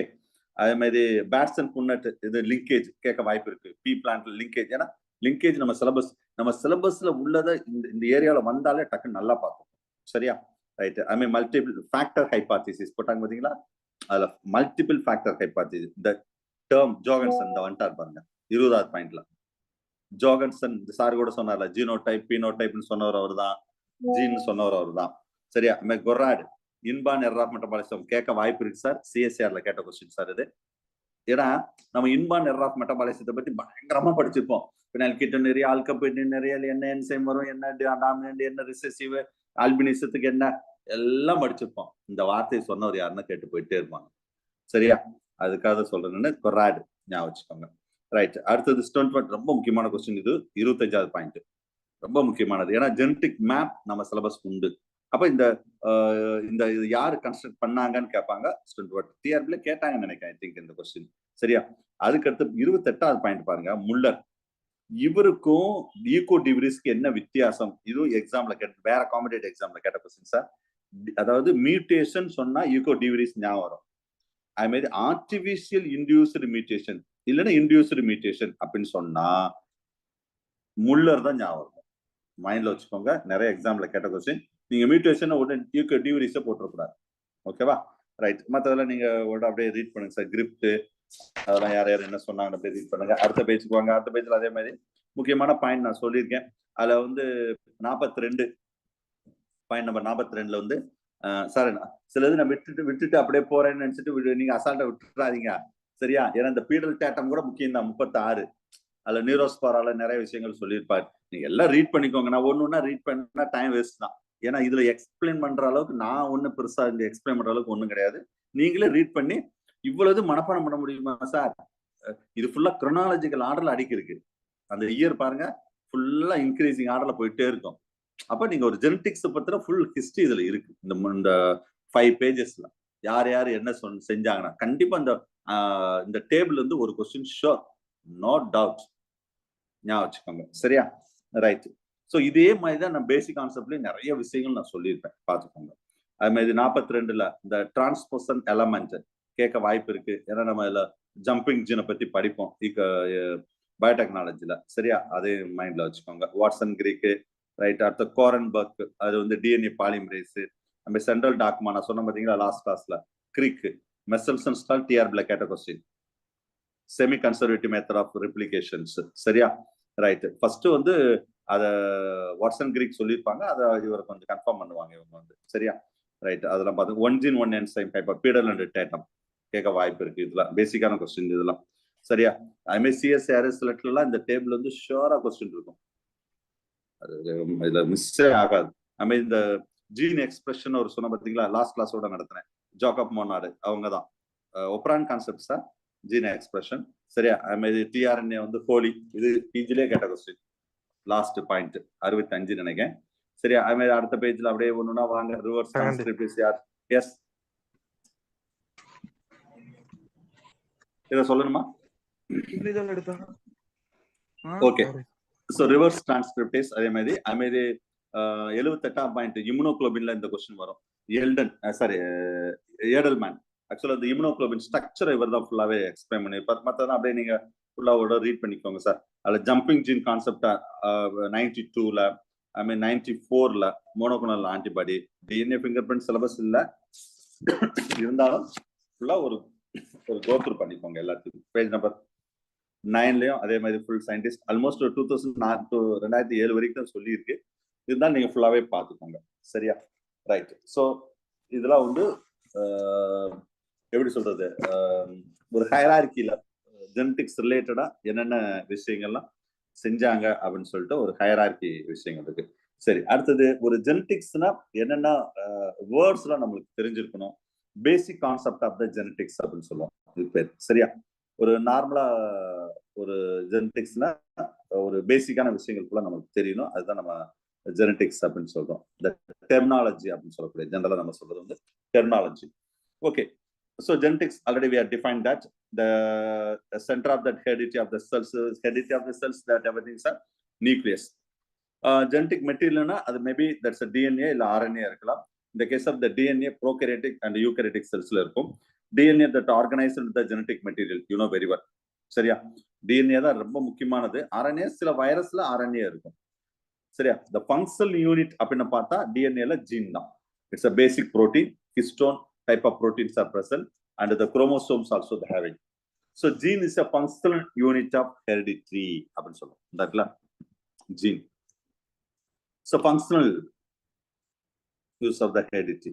The genetic factor அப்படினு சொல்ல பாத்தீங்களா, the region of DNA to help to determine that genetic characters. அதான் gene சொல்றாங்க. So the linear DNA molecule, it's a complex into that protein and coded that information. அதுல ஃபுல்லா என்ன இருக்கும்? Information இருக்கும். The chromosome study only during the எப்ப study பண்ண முடியும் குரோமோசோம் பொறுத்தளவு? குரோமோசோம்னாவே கண்டிப்பா செல் டிவிஷன்ல மட்டும் தான் நம்ம ஸ்டடி பண்ண முடியும். அதுல செல் டிவிஷன்ல பக்காவா குரோமோசோம் மைக்ரோஸ்கோப்ல பார்க்கணும்னா எந்த ஸ்டேஜ்ல பார்க்கலாம்? Anyone? Metaphase sir. Very good, very good, very good, very good, very good. இதெல்லாம் கேட்க நம்மளுக்கு கேட்க வாய்ப்பு கம்மி தான். சிலபஸ் வந்து எக்ஸாக்டா செல் டிவிஷன் இல்லாட்டாலும் தெரிஞ்சுக்கணும். மெட்டாஃபேஸ் டிஎன்பிசில எல்லாம் கேட்கலாம். சரியா? டிஎன்பிசில எல்லாம் இந்த கொஸ்டின் பேசிக்காவே கேட்டிருக்காங்க, ஞாபகம் வச்சுக்கோங்க. ரைட். ஸோ அப்போ மெட்டாஃபேஸ் செல் டிவிஷன் நல்லாவே பார்க்க முடியும். ஸோ அப்போ குரோமோசோம் வந்து டிஃப்ரெண்ட் ஷேப்பா இருக்கும், அதெல்லாம் தெரியும் உங்களுக்கு.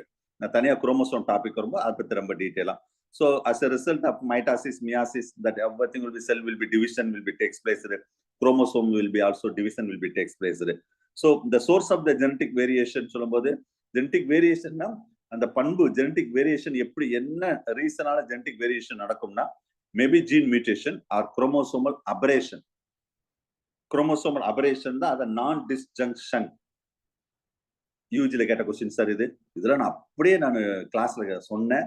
அந்த கொஸ்டின் அப்படியே கேட்டிருந்தாங்க. நான் டிஸ்ஜங்ஷன் தமிழ்ல சொல்லுவேன். அது கூட அதாவது சரியாக பிரிந்து ஒதுங்காமல் இதுதான் எக்ஸாக்ட் தமிழ். நான் டிஸ்ஜங்ஷன் இந்த கொஸ்டினை கேட்டிருந்தாங்க யூஜில. சரியா? அதுல வந்து அந்த ஹியூமன் ஜெனடிக்ஸ்ல வரும் இதெல்லாமே. அந்த ஏரியா வரும்போது நான் திரும்ப உங்களுக்கு சொல்றேன். Right. So genetic code, the nucleotide of that segment of DNA and amino acids that encoded into that to form the genetic codes. ஏன்னா ஏற்கனவே தெரியும் ஜெனடிக் கோட்னாவே ஒரு ட்ரிப்ளெட் கோடான்ஸா இருக்கும் பாத்தீங்களா, அதுதான் ஜெனடிக் கோட்ஸ்.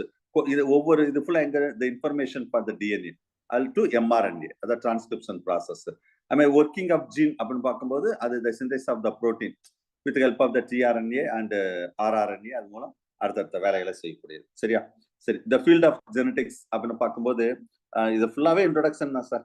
சரியா? ஃபீல்ட் ஆஃப் ஜெனடிக்ஸ் அதில் டிரான்ஸ்மிஷன், கிளாசிக்கல் ஜெனடிக்ஸ், ஒரு ஒரு ஜெனடிக்ஸ் அப்படின்னு எடுத்துக்கிட்டா அதுல என்னென்ன விஷயங்கள்லாம் இருக்குது, the associate with that inheritance of that characters, அதான் கிளாசிக்கல் ஜெனடிக்ஸ்.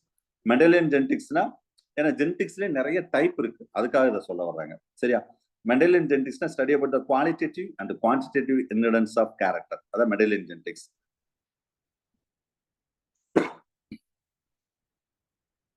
மார்கன் ஜெனடிக்ஸ்னா டிஹெச் மார்கன்னாவே மியூட்டேஷன் தானே, அப்ப ரீகாம்பினேஷன் ஆஃப் ஜீனை பத்தி ரொம்ப சொல்லியிருப்பாரு. நான் மெண்டலியன் ஜெனடிக்ஸ்னா சைட்டோபிளாஸ்மிக் இன்ஹெரிடன்ஸ், இது நம்ம சிலபஸ்ல உண்டு. சைட்டோபிளாஸ்மிக் இன்ஹெரிடன்ஸ் ஒரு கொஸ்டின் வர்றதுக்கு வாய்ப்பு இருக்கு. மோஸ்ட்லி இந்த பிளான்ட்ல இதை செய்வாங்க, நம்ம ஏரியா வரும்போது நான் சொல்றேன். சரியா? Mutation, the changes in the gene structure or the number of the chromosomes. Molecular ஜெனடிக்ஸ்னா ஜெனடிக்ஸ் அட் த மாலிகுலர் லெவல்ல நம்ம சொல்றது, isolation of DNA and recombination of the DNA technology and gene mapping and study about that human genetics.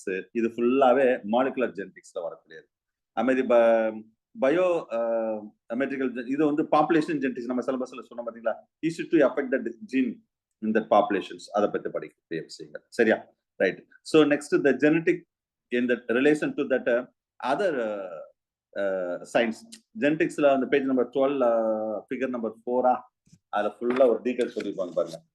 ஒரு ஜெனடிக்ஸ்னா genetics ரிலேட்டடா என்னென்னலாம் இருக்குன்னு சொல்லி ஒரு 15 சுத்தி ஒரு சார்ட் மாதிரி போட்டிருக்காங்க. Genetics and cytology. ஏன்னா ஜெனடிக்ஸ் ஏதோ ஒரு இதுல ஜெனடிக்ஸோட தொடர்பு இருக்கும். சரியா? ஜெனடிக்ஸ் இன் சைட்டாலஜி, ஜெனடிக்ஸ் இன் பயோடெக்னாலஜி, அது மாதிரி physiological genetics, medical genetics, radiation genetics, embryological genetics, அப்படியே ஃபுல்லா நீங்க அந்த லிஸ்ட்டை ஃபுல்லா பார்த்துக்கோங்க. ஹியூமன் ஈகாலஜி, டாக்ஸானமி, யூஜெனிக்ஸ், அது மாதிரி statistics, agriculture, plant breeding, behavioural genetics, evolution, இது எல்லாம் ஜெனடிக் ரிலேட்டடா இருந்து சப்டிவிஷன் ஆன டாபிக்ஸ் அப்படின்னு சொல்லலாம். சரியா? இல்லை ஃபீல்டுன்னு சொல்லலாம், எப்படி வேணா வச்சுக்கோங்க. Okay, right. ஸோ இதெல்லாம் ஜென்ரலா உள்ள விஷயங்கள். அதில் சில டேர்ம்ஸ் வந்து இதுல நம்ம பேசிக் கான்செப்ட்ல சொன்ன மாதிரி இதுல சில டேர்ம்ஸ் ரொம்ப இதா பெருசா நான் அது அடுத்த பேஜ்ல சொல்லியிருப்பாங்க. இந்த டிஸ்பிளேல காமிச்சிருக்கேன் பாருங்க, இது நீங்க கொஞ்சம் தெரிஞ்சுக்கணும் சில டேர்ம்ஸ் மட்டும். இது என்ன சார்னா, ஃபர்ஸ்ட் ஜீன் சொன்னேன், அல்லீல். அல்லீல்னா one of the two or more the alternative form of genes we are called as allele. அடுத்து லோக்கஸ். இது என்ன சார்? லோக்கஸ் அதாவது particular allele present in the particular place of that chromosome, we are called as a locus. A specific place on that chromosome, it will be occupied by an allele, that is called locus. Locus na idam, endha edathila appdi solrom. Seriya? At the genotype, phenotype, genotype na the allele inheritance of that person, adhaadu it will be gene level and the changes irukum. Genotype. Phenotype na adha and pinadi indha kila irukanga, phenotype and traits. It appearance, idu vandu epina external appearance. இது வந்து external கிடையாது, இது genetic, இதுதான் external appearance அப்படின்னு சொல்லக்கூடியது. அடுத்தது வந்து anything want to say? Okay, so next homozygotic, heterozygotic. Sir, first homozygotic form. Homozygotic na two individuals are same allele at the particular locus. சரியா? இப்ப இந்த லோக்கஸ்ல ரெண்டு அல்லீலும் ஒரே மாதிரி இப்படி இருக்கும். அது டாமினண்டா இருக்கலாம், இல்லைன்னா ரிசெசிவா இருக்கலாம். இப்படி ரெண்டுமே டாமினண்டா இருந்தா இது ஹோமோலாகஸ் டாமினன்ட் அப்படின்னு சொல்றது. ஹோமோசைகோட்டிக் டாமினன்ட் அப்படின்னு சொல்லலாம். இது ஹோமோசைகோட்டிக் ரிசெசிவ்னு சொல்லுவோம். அதே இது வந்து இந்த மாதிரி இருந்தா, கேபிட்டல் டி ஸ்மால் டி இப்படி இருந்தா இதுக்கு பேர் தான் ஹெட்ரோசைகஸ். இது ஹோமோசைகஸ், இது heterozygous. the individual possesses two different allele at the locus. இதே இடத்துல தான் கேபிட்டல் டி இருக்கும், ஸ்மால் டி இருக்கும். ஒரு டாமினன்ட் ஜீன் இருக்கும், ஒரு ரிசெசிவ் ஜீன் இருக்கும். இதுக்கு பேர் தான் இதுக்கு என்ன ஹெட்ரோசைகோட். ஹெட்ரோ இது ஹோமோனா சேம். இதுல டாமினன்ட், இதுல ரிசெசிவ்னு சொல்றோம். சரியா? அதான், வேற ஒன்றும் பெருசா ஒண்ணு கிடையாது. கேரக்டரிஸ்டிக் அது இதுல வந்து கேரக்டர்னா பண்புகளை குறிக்குது. இதெல்லாம் சில technical term, important term related about the genetics. Right. அடுத்த practical application of the genetics. Practical application இதெல்லாம் சும்மா ரீட் பண்ணி விடுங்க சார். அதெல்லாம் ஒன்றும் பெருசாக கிடையாது. இம்ப்ரூவ் தட் ஜெனடிக்ஸ் மூலம் எப்படிலாம் அப்ளிகேட் பண்றோம், டொமஸ்டிக் அனிமல்ஸ்க்கு என்னென்ன ஜெனடிக்ஸ்னால யூஸ் ஆகுது, crop plants, genetics in medicine, legal அப்ளிகேஷன்ல கூட. லீகல் என்ன சார் ஜெனடிக்ஸ் யூஸ் ஆகும்? கண்டிப்பா பிளட் டைப்பிங்லாம் பாக்குறோம்ல, பேரண்ட் ஆஃப்ஸ்பிரிங், நம்ம டிஎன்ஏ ஃபிங்கர் பிரிண்டிங்கு, யூஜெனிக்ஸ், இது எல்லாமே ரிலேட்டடா மென்டல் ரிலேட்டடா உள்ள விஷயங்கள் தான். சரியா? ரைட். அடுத்த பேஜ் நம்பர் 16ல மெண்டல் அண்ட் ஹிஸ் ஒர்க். இது ஃபுல்லாவே இன்ட்ரோடக்ஷன் தான், 15 பக்கம். நீங்க ஏன் சார் பேஜ் நம்பர் இவ்வளவு போகுது அப்படின்னு சொல்றீங்க பாத்தீங்களா? இவ்வளவு போகுதுன்னா வந்து அதுல வந்து ஒரு இன்ட்ரோடக்ஷன் தான். டைரக்டா என்ன சார் சிலபஸ்ல என்ன இருக்கு? ஜீன் இன்ட்ராக்ஷன் தானே. டக்குன்னு ஜீன் இன்ட்ராக்ஷன் நடத்தாம என்னென்னமோ சொல்லிட்டு இருக்கீங்களே சில பேர். உங்க மைண்ட் வாய்ஸ்ல கேக்குது எனக்கு. மனுஷன் என்ன ஜீன் இன்ட்ராக்ஷன் டைட்டில், அதை சொல்லாம என்னென்னமோ சொல்லிட்டு இருக்காரு அப்படின்னு நினைக்க கூடாது. எப்பயுமே நான் ஒரு டாபிக்னா ஒரு இன்ட்ரோடக்ஷன்ல ஆரம்பிச்சு அப்படியே கொண்டு வந்து பிறகுதான் டாபிக் உள்ளேயே வருவேன். என் ஸ்டைலே இதுதான். ஏன்னா நான் டக்குன்னு ஜீன் இன்ட்ராக்ஷன் மட்டும் சொன்னா வச்சுக்கலாம் திடீர்னு வேகா இருக்கும். அதுக்கு தான் அப்படி சொல்ல மாட்டேன். நெக்ஸ்ட் வந்து ஜீன் இன்ட்ராக்ஷன் தான் கொஸ்டின் வரணும் கிடையாது, பேசிக்லயும் கொஸ்டின் இருக்கும். அந்த டேபிள் அதெல்லாம் சொல்றேன் பாத்தீங்களா, அதுக்காக தான் இதெல்லாம் சொல்றேன். சரி, right. So anyway next that Mendel பொறுத்தளவு இதுல ஜார்ஜ் மெண்டல் பத்தி அவரோட ஒர்க் பேஜ் நம்பர், அவரோட ஹிஸ்டரிலாம் இருக்கும் சார். மெண்டலை பத்தி படிக்கணும், அது பேஜ்ல நீங்க பேஜ் நம்பர் 16 கொஞ்சம் ஃபுல்லா பார்த்துக்கோங்க. 16, 17 மெண்டல் ரிலேட்டடா நிறைய விஷயங்கள் சொல்லியிருப்பாரு.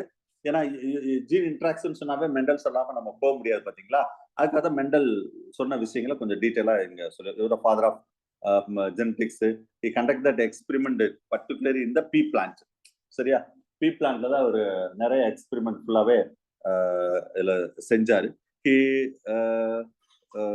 deduced actually 3 basic law, 3 முக்கியமான லா சொன்னவர் இன்ஹெரிடன்ஸ் ஆஃப் த கேரக்டர்ல. அதான் மெண்டல் லா ஆஃப் இன்ஹெரிடன்ஸ் அப்படின்னு சொல்லக்கூடியது. சரியா? இதை பத்தி நான் பின்ன இந்த லா ஆஃப் இன்ஹெரிடன்ஸ் சொல்றேன் பாத்தீங்களா, நிறைய விஷயங்கள் சொன்னதான். நெக்ஸ்ட் பீ பிளான்ட்ல நிறைய ஒரு செஞ்ச விஷயங்கள். ஹிஸ்டரியில நீங்க படிச்சுக்கோங்க அவரை பத்தின ஹிஸ்டரிலாம் நிறைய ஒரு பேப்பர் பப்ளிஷ் பண்ணியிருக்காரு. என்னென்ன பேப்பர் அதெல்லாம். Several reason for Mendel work that remains unappreciated. நிறைய ரீசன், சில விஷயங்கள் இருக்குது. என்னன்னா இந்த டார்வின் தியரி. ஆனா மெண்டலுக்கு முன்னாடி தான் யார் இருந்தாங்க? Darwin theory of evolution, origin of species was published அந்த டைம். சரியா? அதாவது ஏன் மெண்டலை வந்து அந்த டயத்துல அப்ரிஷியேட் பண்ணல அப்படின்னு சொல்றாங்க. பண்ணாததுக்கு காரணம் வந்து அப்ப வந்து மெண்டல் வந்த டயத்துல, அவர் ஒர்க் பண்ண டயத்துல டார்வின் தான் நம்பர் 1 இருந்தார். அது டார்வின் மீன்ஸ் இந்த ஃபீல்ட்ல. அப்ப டார்வின் சொன்னதுதான் எல்லாரும் சொல்லிட்டு இருந்தாங்க. Origin of species Darwin publish பண்ணாரு. அப்ப அது ஒண்ணு. அது மாதிரி the scientist that time it's not awarded for that statistical methodsல வந்து பெருசா ஒரு அவேர்னஸே இல்லாம இருந்தாங்க.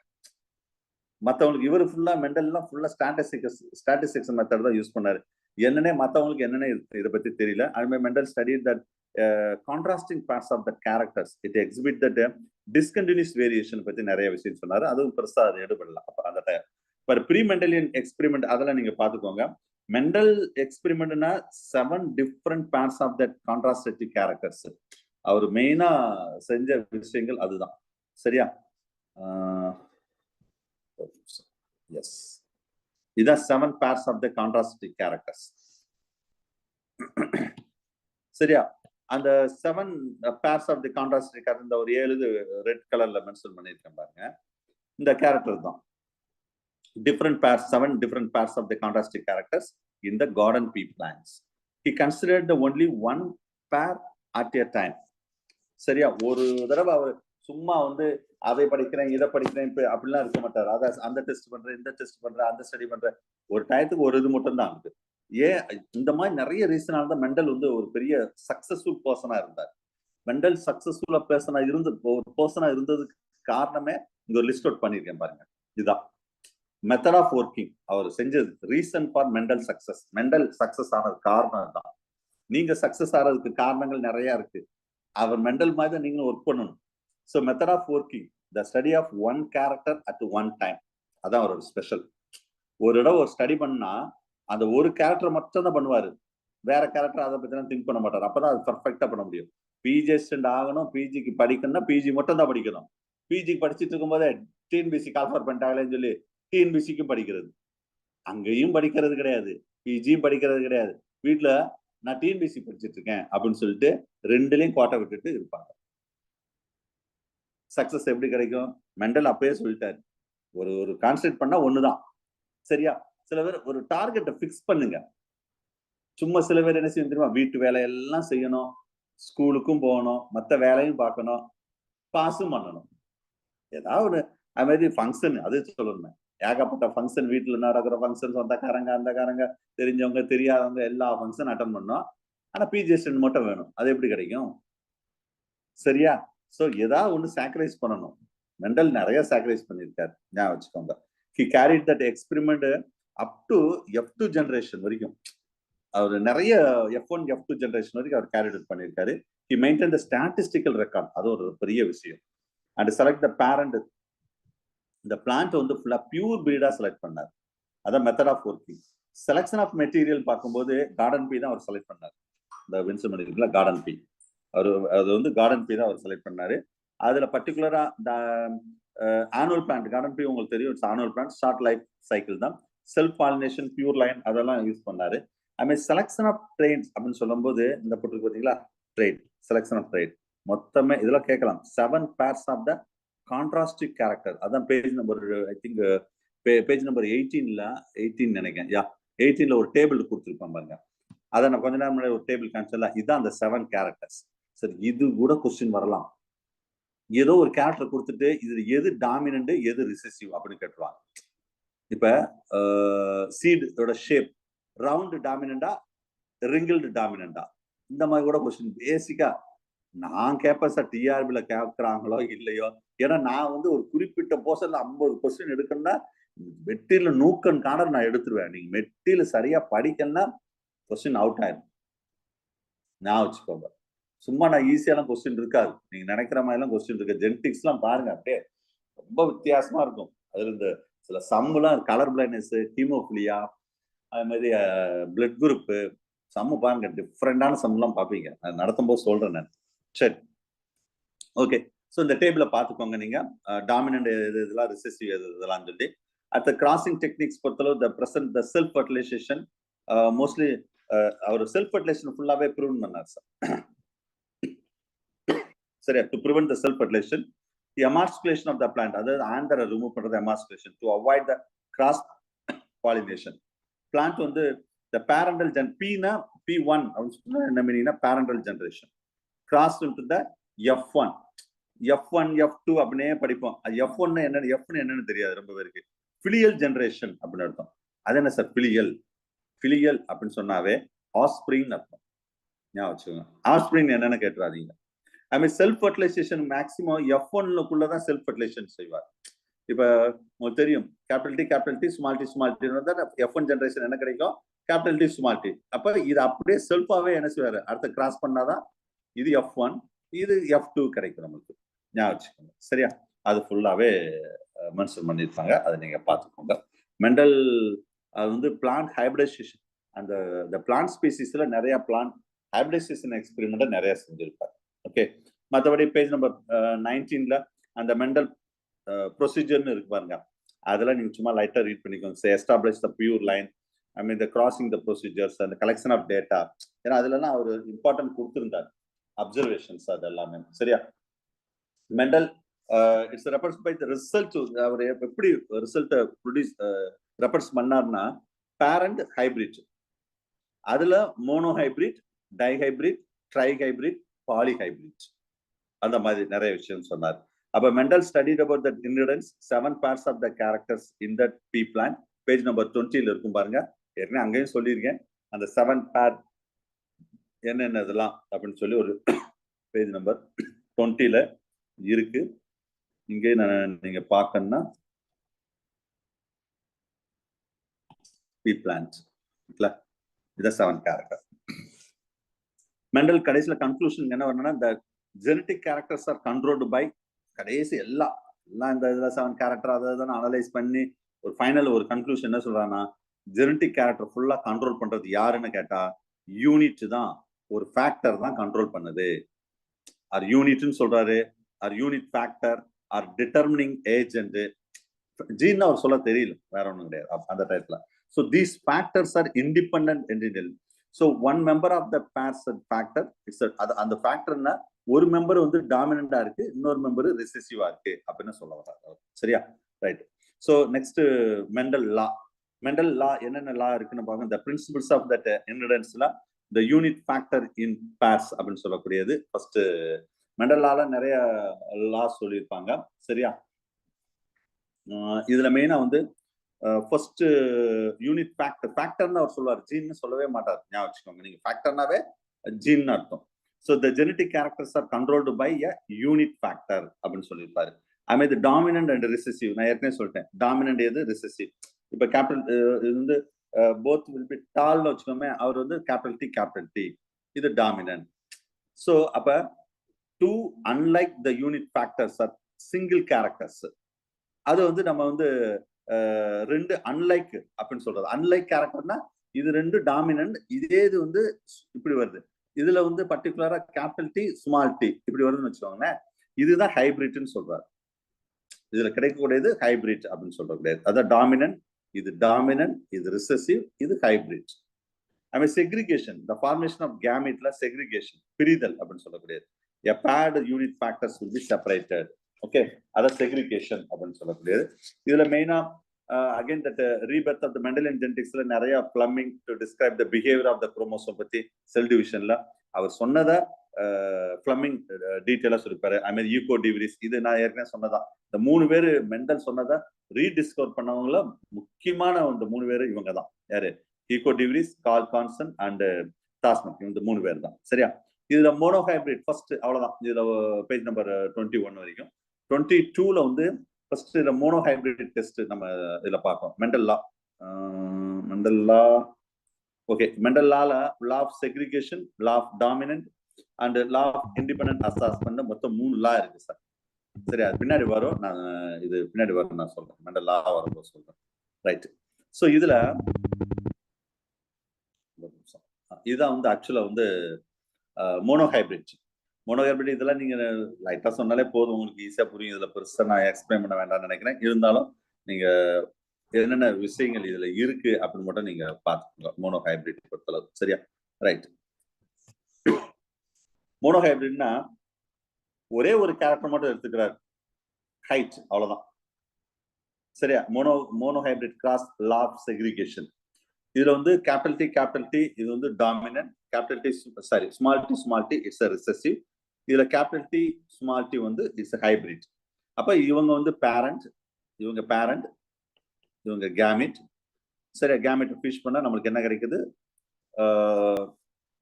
ஹைபிரிட் கிடைக்குது. ஸோ ஹைபிரிட்ல இந்த லா பத்தி பின்னாடி நான் சொல்றேன். லா ஆஃப் டாமினன்ட் அப்படின்னு இருக்கு. திரும்ப அதே நான் என்ன சொல்றேன், மேட்டிங். இந்த ஹைபிரிட்டையே வந்து செல்ஃபா பாலினேஷன் கிராஸ் பண்ணா இந்த மாதிரி கிடைச்சா நம்மளுக்கு என்ன கிடைக்கும் அப்படின்னு கேட்டா 3:1 ரேஷியோ கிடைக்கும். அதாவது 3 டாமினன்ட் 1 ரிசெசிவ்.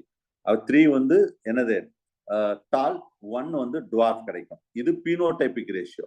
இதே இது ஜீனோடைப், அல்ல ஜீன் லெவல் எப்படி இருக்குன்னு பார்த்தா 1 pure dominant, 1 pure dwarf recessive. அப்ப 1 சரியா? 1 பியூர் டாமினன்ட் 1. அடுத்தது 2 வந்து என்னன்னா மிக்ஸ்டு மீன்ஸ் இங்க என்ன சொல்றோம்னா ஹைபிரிட். அண்ட் 1 வந்து பியூர் டுவார்ஃப். இது ஜீனோடைப் ரேஷியோ. இது பீனோடைப், இது ஜீனோடைப். ஜீன் லெவல்ல பார்த்தா இப்படித்தான் இருக்கும். பட் எனிவே இந்த 3மே எதை தான் குறிக்கும்? டால தான் குறிக்கும். ஏன்னா வந்து சிம்பிள் டாமினன்ட் ரூல்னு ஒரு ரூல் இருக்கு. சரியா? 1 dominant gene is enough to express the character. இப்ப கேபிட்டல் டி ஸ்மால் டின்னு இருக்கு சொன்னேன். ஒரு தமிழ்ல சொல்றேன் பாருங்க, ஒரு ஓங்கிய பண்பு போதும் தன் பண்பை வெளிப்படுத்துவதற்கு. இந்த கேபிட்டல் டி என்பது என்ன பண்புனா டால். அப்ப அந்த பண்பை வெளிப்படுத்துறதுக்கு ஒரு 2 ஜீன் இருந்தாலும் சரி, ஒரு ஜீன் இருந்தாலும் சரி, தன் பண்பை வெளிப்படுத்தும். அதுதான் சிம்பிள் டாமினன்ட் ரூல். மெண்டல் சொன்ன ஒரு ரூல், லா. ரூல்னு சொல்லலாம், லான்னு சொல்லலாம். சரியா? One dominant gene is enough to express the character. இதுதான் வந்து மோனோஹைபிரிட் கிராஸ். மோனோஹைபிரிட் கிராஸ் ஃபுல்லாவே பயங்கரமா எக்ஸ்பிளைன் பண்ணியிருப்பாங்க சார். சரியா? அதுல not only that, even that seed colour in pea, page number 23ல இருக்கு பாருங்க. இதான் அது கான்செப்ட். இதுதான் அதே மோனோஹைபிரிட் கிராஸ் இன் அனிமல்ஸ்லயும் கொடுத்துருப்பாங்க பாருங்க. அனிமல்ஸ்ல என்ன, இதே கான்செப்ட் தான். அனிமல்ஸ் பொறுத்தளவு இதுல வந்து coat colour in the guinea pig, monohybrid cross in animals guinea பிக்ல சொல்லியிருப்பாங்க. சரியா? பேஜ் நம்பர் 23, 24ல அந்த டயக்ராம் இருக்கு பாருங்க. கான்செப்ட் தான். குனியா பிக்ல வந்து இந்த black and albino, black capital B, albino வந்து ஸ்மால் பி. அப்ப கிராஸ் பண்ணா கேபிட்டல் பி ஸ்மால் பி கிடைக்கும். அதே தான் 1:3:1, 1:2:1. இவ்வளவுதான் விஷயம், வேற ஒண்ணும் அதுல பெருசு கிடையாது. சரியா? அதுமாதிரி அல்பினிசம் இன் மேன் அந்த கேட்டகரி தான். இதெல்லாம் தெரிஞ்சுக்கோங்க. At the method of that symbolisation, அந்த கிளாசிக்கல் மெத்தட்ஸ் அவர் யூஸ் பண்ணது வந்து, மெண்டல் யூஸ் பண்ண விஷயங்கள் என்னன்னா கிளாசிக்கல் மெத்தட் யூஸ் பண்ணார். அது என்ன சார் கிளாசிக்கல் மெத்தடு? கிளாசிக்கல் மெத்தட்னா இங்கிலீஷ் லெட்டர்ஸ் மட்டும் தான் அவர் யூஸ் பண்ணாரு. அது அல்பபெட்டிக் லெட்டர். மெயினா வந்து he represent the factor, and factor means gene. அது வந்து டாமினன்ட்னா கேபிட்டல் லெட்டர்ஸ் யூஸ் பண்ணாரு. ரிசசிவ்னா அதே இது ஸ்மால் லெட்டரை யூஸ் பண்ணாரு, அல்பபெட்டிக் லெட்டர்ஸ். சரியா? இது அந்த classical method. Modified classical method வந்து அதான் என்ன சொல்ல, மியூட்டேஷன் நடந்துருச்சுன்னா ஸ்மால், அதாவது ஸ்மால் லெட்டர். டாமினன்ட் இருந்தா கேபிட்டல் லெட்டர், மியூட்டேஷன் நடந்தா ஸ்மால் லெட்டர். அது மாதிரி நார்மல் கேரக்டர் வந்து கேபிட்டல் லெட்டர், மியூட்டேஷன் நடந்தா ஸ்மால் லெட்டர். இப்ப கேபிட்டல் ஏ இது ரெண்டுமே நார்மல், ஸ்மால் ஏ இது ரெண்டுமே ரிசசிவ். சரியா? அப்ப நார்மல் ஸ்கின் வந்து இவங்களும் normal, capital A normal skin தான், கேபிட்டல் ஏ ஸ்மால் ஏவும் நார்மல் ஸ்கின் தான். ஏன்னா ஒரு dominant gene is enough to express the character. இதே இது வந்து ஸ்மால் ஏ இருந்தா தட் இஸ் கால்ட் அல்பினோ, ஏன்னா ரிசசிவ் அப்படின்னு சொல்ல வர்றாரு. சரியா? இதுல வைல்டு டைப் ஆஃப் சிம்பிள்ஸ்லாம் இருக்குது. வைல்டு டைப்னா இந்த positive sign of the wild type, அது ரொம்ப பெருசா யூஸ் பண்ணலாம். பிளஸ் டால் கேரக்டர் வந்து ரெப்ரசன்ட் பை பிளஸ். டுவார்ஃப்னா அது ஸ்மால் டி. ஹைபிரிட்னா பிளஸ் ஸ்மால் டி. அதெல்லாம் மெட்டீரியல் இருக்கும் பாருங்க. ஸோ அந்த மாதிரிலாம் நிறைய யூஸ் பண்ணாங்க. சரியா? அதையும் நீங்க தெரிஞ்சுக்கோங்க.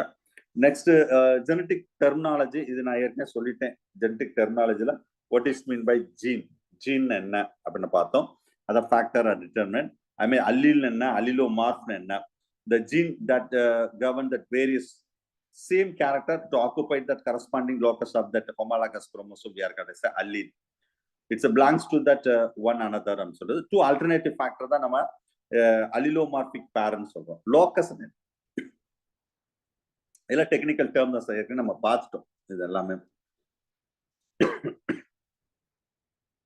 டெர்மினாலஜி. அந்த locus, the location of that alleles in the chromosome, genotype, phenotype, இதுவும் நம்ம ஏற்கனவே டீட்டெயிலா பார்த்துட்டோம். What is meant by genotype, what is meant by phenotype. I mean the term introduced by the சொன்னவர் வந்து ஜோகன்சன் தான். அதுல பேஜ் நம்பர் 26ல அந்த phenotype என்ன, genotype என்ன, அது ஃபுல்லாவே இருக்கும் பாருங்க, நீங்க பார்த்துக்கோங்க. I mean homozygous, இதுவெல்லாம் ஆல்ரெடி டிஸ்கஸ் பண்ணிட்டோம் நம்ம. What is meant by homozygous, what is meant by heterozygous. சரியா? அந்த ரெண்டு homozygous dominant, homozygous recessive அப்படின்னு இருக்கும். I mean pure line homozygous individual which are produced with that offspring only one type of that pure lines. பியூர்லா இருக்கும் dominant, அது வந்து மிக்ஸ்டா இருக்காது. இதுல மோனோஹைபிரிட் கிராஸ், டைஹைபிரிட் கிராஸ், ஒரே ஒரு பண்பை மட்டும் கிராஸ் பண்ணா மோனோஹைபிரிட், ரெண்டு பண்பை கிராஸ் பண்ணா டைஹைபிரிட், மோர் தென் 2 பண்பை கிராஸ் பண்ணா அது வந்து பாலிஹைபிரிட் அப்படின்னு சொல்றது. ரெசிப்ரோக்கல் கிராஸ்னா the cross involve the two crosses concern that same characteristics but with that reverse into the sex. இது வந்து ரெசிப்ரோக்கல் கிராஸ் அப்படின்னு சொல்றோம். சோ இதுலயே இன்னொரு முக்கியமான ஒரு இது இருக்கு, back cross and test cross அப்படின்னு இருக்கு சார். இதுவும் क्वेश्चंस முன்னாடி வந்திருக்கு. what is mean by back cross, what is mean by test cross அப்படின்னு சொல்லிட்டு. சரியா? சோ இது சிம்பிளா நல்லா ஞாபகம் வச்சுக்கோங்க. இப்ப கேபிட்டல் டி ஸ்மால் டி இவங்க பேரண்ட், இது கேமெட். ஓகேவா? சோ ரெண்டு கிராஸ் பண்ணா என்ன கிடைக்குது? Capital T small T. இது வந்து ஹைபிரிட். சரியா? சோ இதுல பேக் கிராஸ், டெஸ்ட் கிராஸ் நல்லா ஞாபகம் வச்சுக்கோங்க. பேக் கிராஸ் அப்படின்னு என்ன மீனிங்னா, கிடைத்த F1 உடன், இதுதான் F1 generation. Any one of the parents, இவங்க இல்ல இவங்க, any one of the parent we are crossing, that is we are called as back cross. இதுக்கு பேர் தான் பிற்கலப்பு. தமிழ்ல சொன்னா பிற்கலப்பு அப்படின்னு சொல்லுவோம், பேக் கிராஸ். சரியா? சரி, இதே இது வந்து டெஸ்ட் கிராஸ் என்னன்னா, கிடைத்த F1 உடன் ரிசசிவ் பேரண்ட்டை மட்டும் கிராஸ் பண்ணா, கிடைத்த F1 உடன் ரிசசிவ் பேரண்ட்டை மட்டும் கிராஸ் பண்ணா அதுக்கு பேரு டெஸ்ட் கிராஸ். ரெண்டுமே எக்ஸாம்ல கேட்டிருக்காங்க. what is mean by back cross, what is mean by test cross. சரியா? சோ இது கன்ஃபியூஸ் ஆயிடக்கூடாது. சோ டெஸ்ட் கிராஸ் யாருக்கு, டெஸ்ட்னா இது தமிழ்ல என்ன சொல்லணும்னா சோதனை கலப்பு, இதுக்கு பேரு பிற்கலப்பு. சரியா? இது வந்து டெஸ்ட் கிராஸ்னா சோதனை கலப்பு. யாருக்கு அடிக்கடி சோதனை வரும்? ரிசசிவ் கேரக்டர் உள்ளவங்களுக்கு தான் சோதனை வரும் அப்படின்னு ஞாபகம் வச்சுக்கோங்க.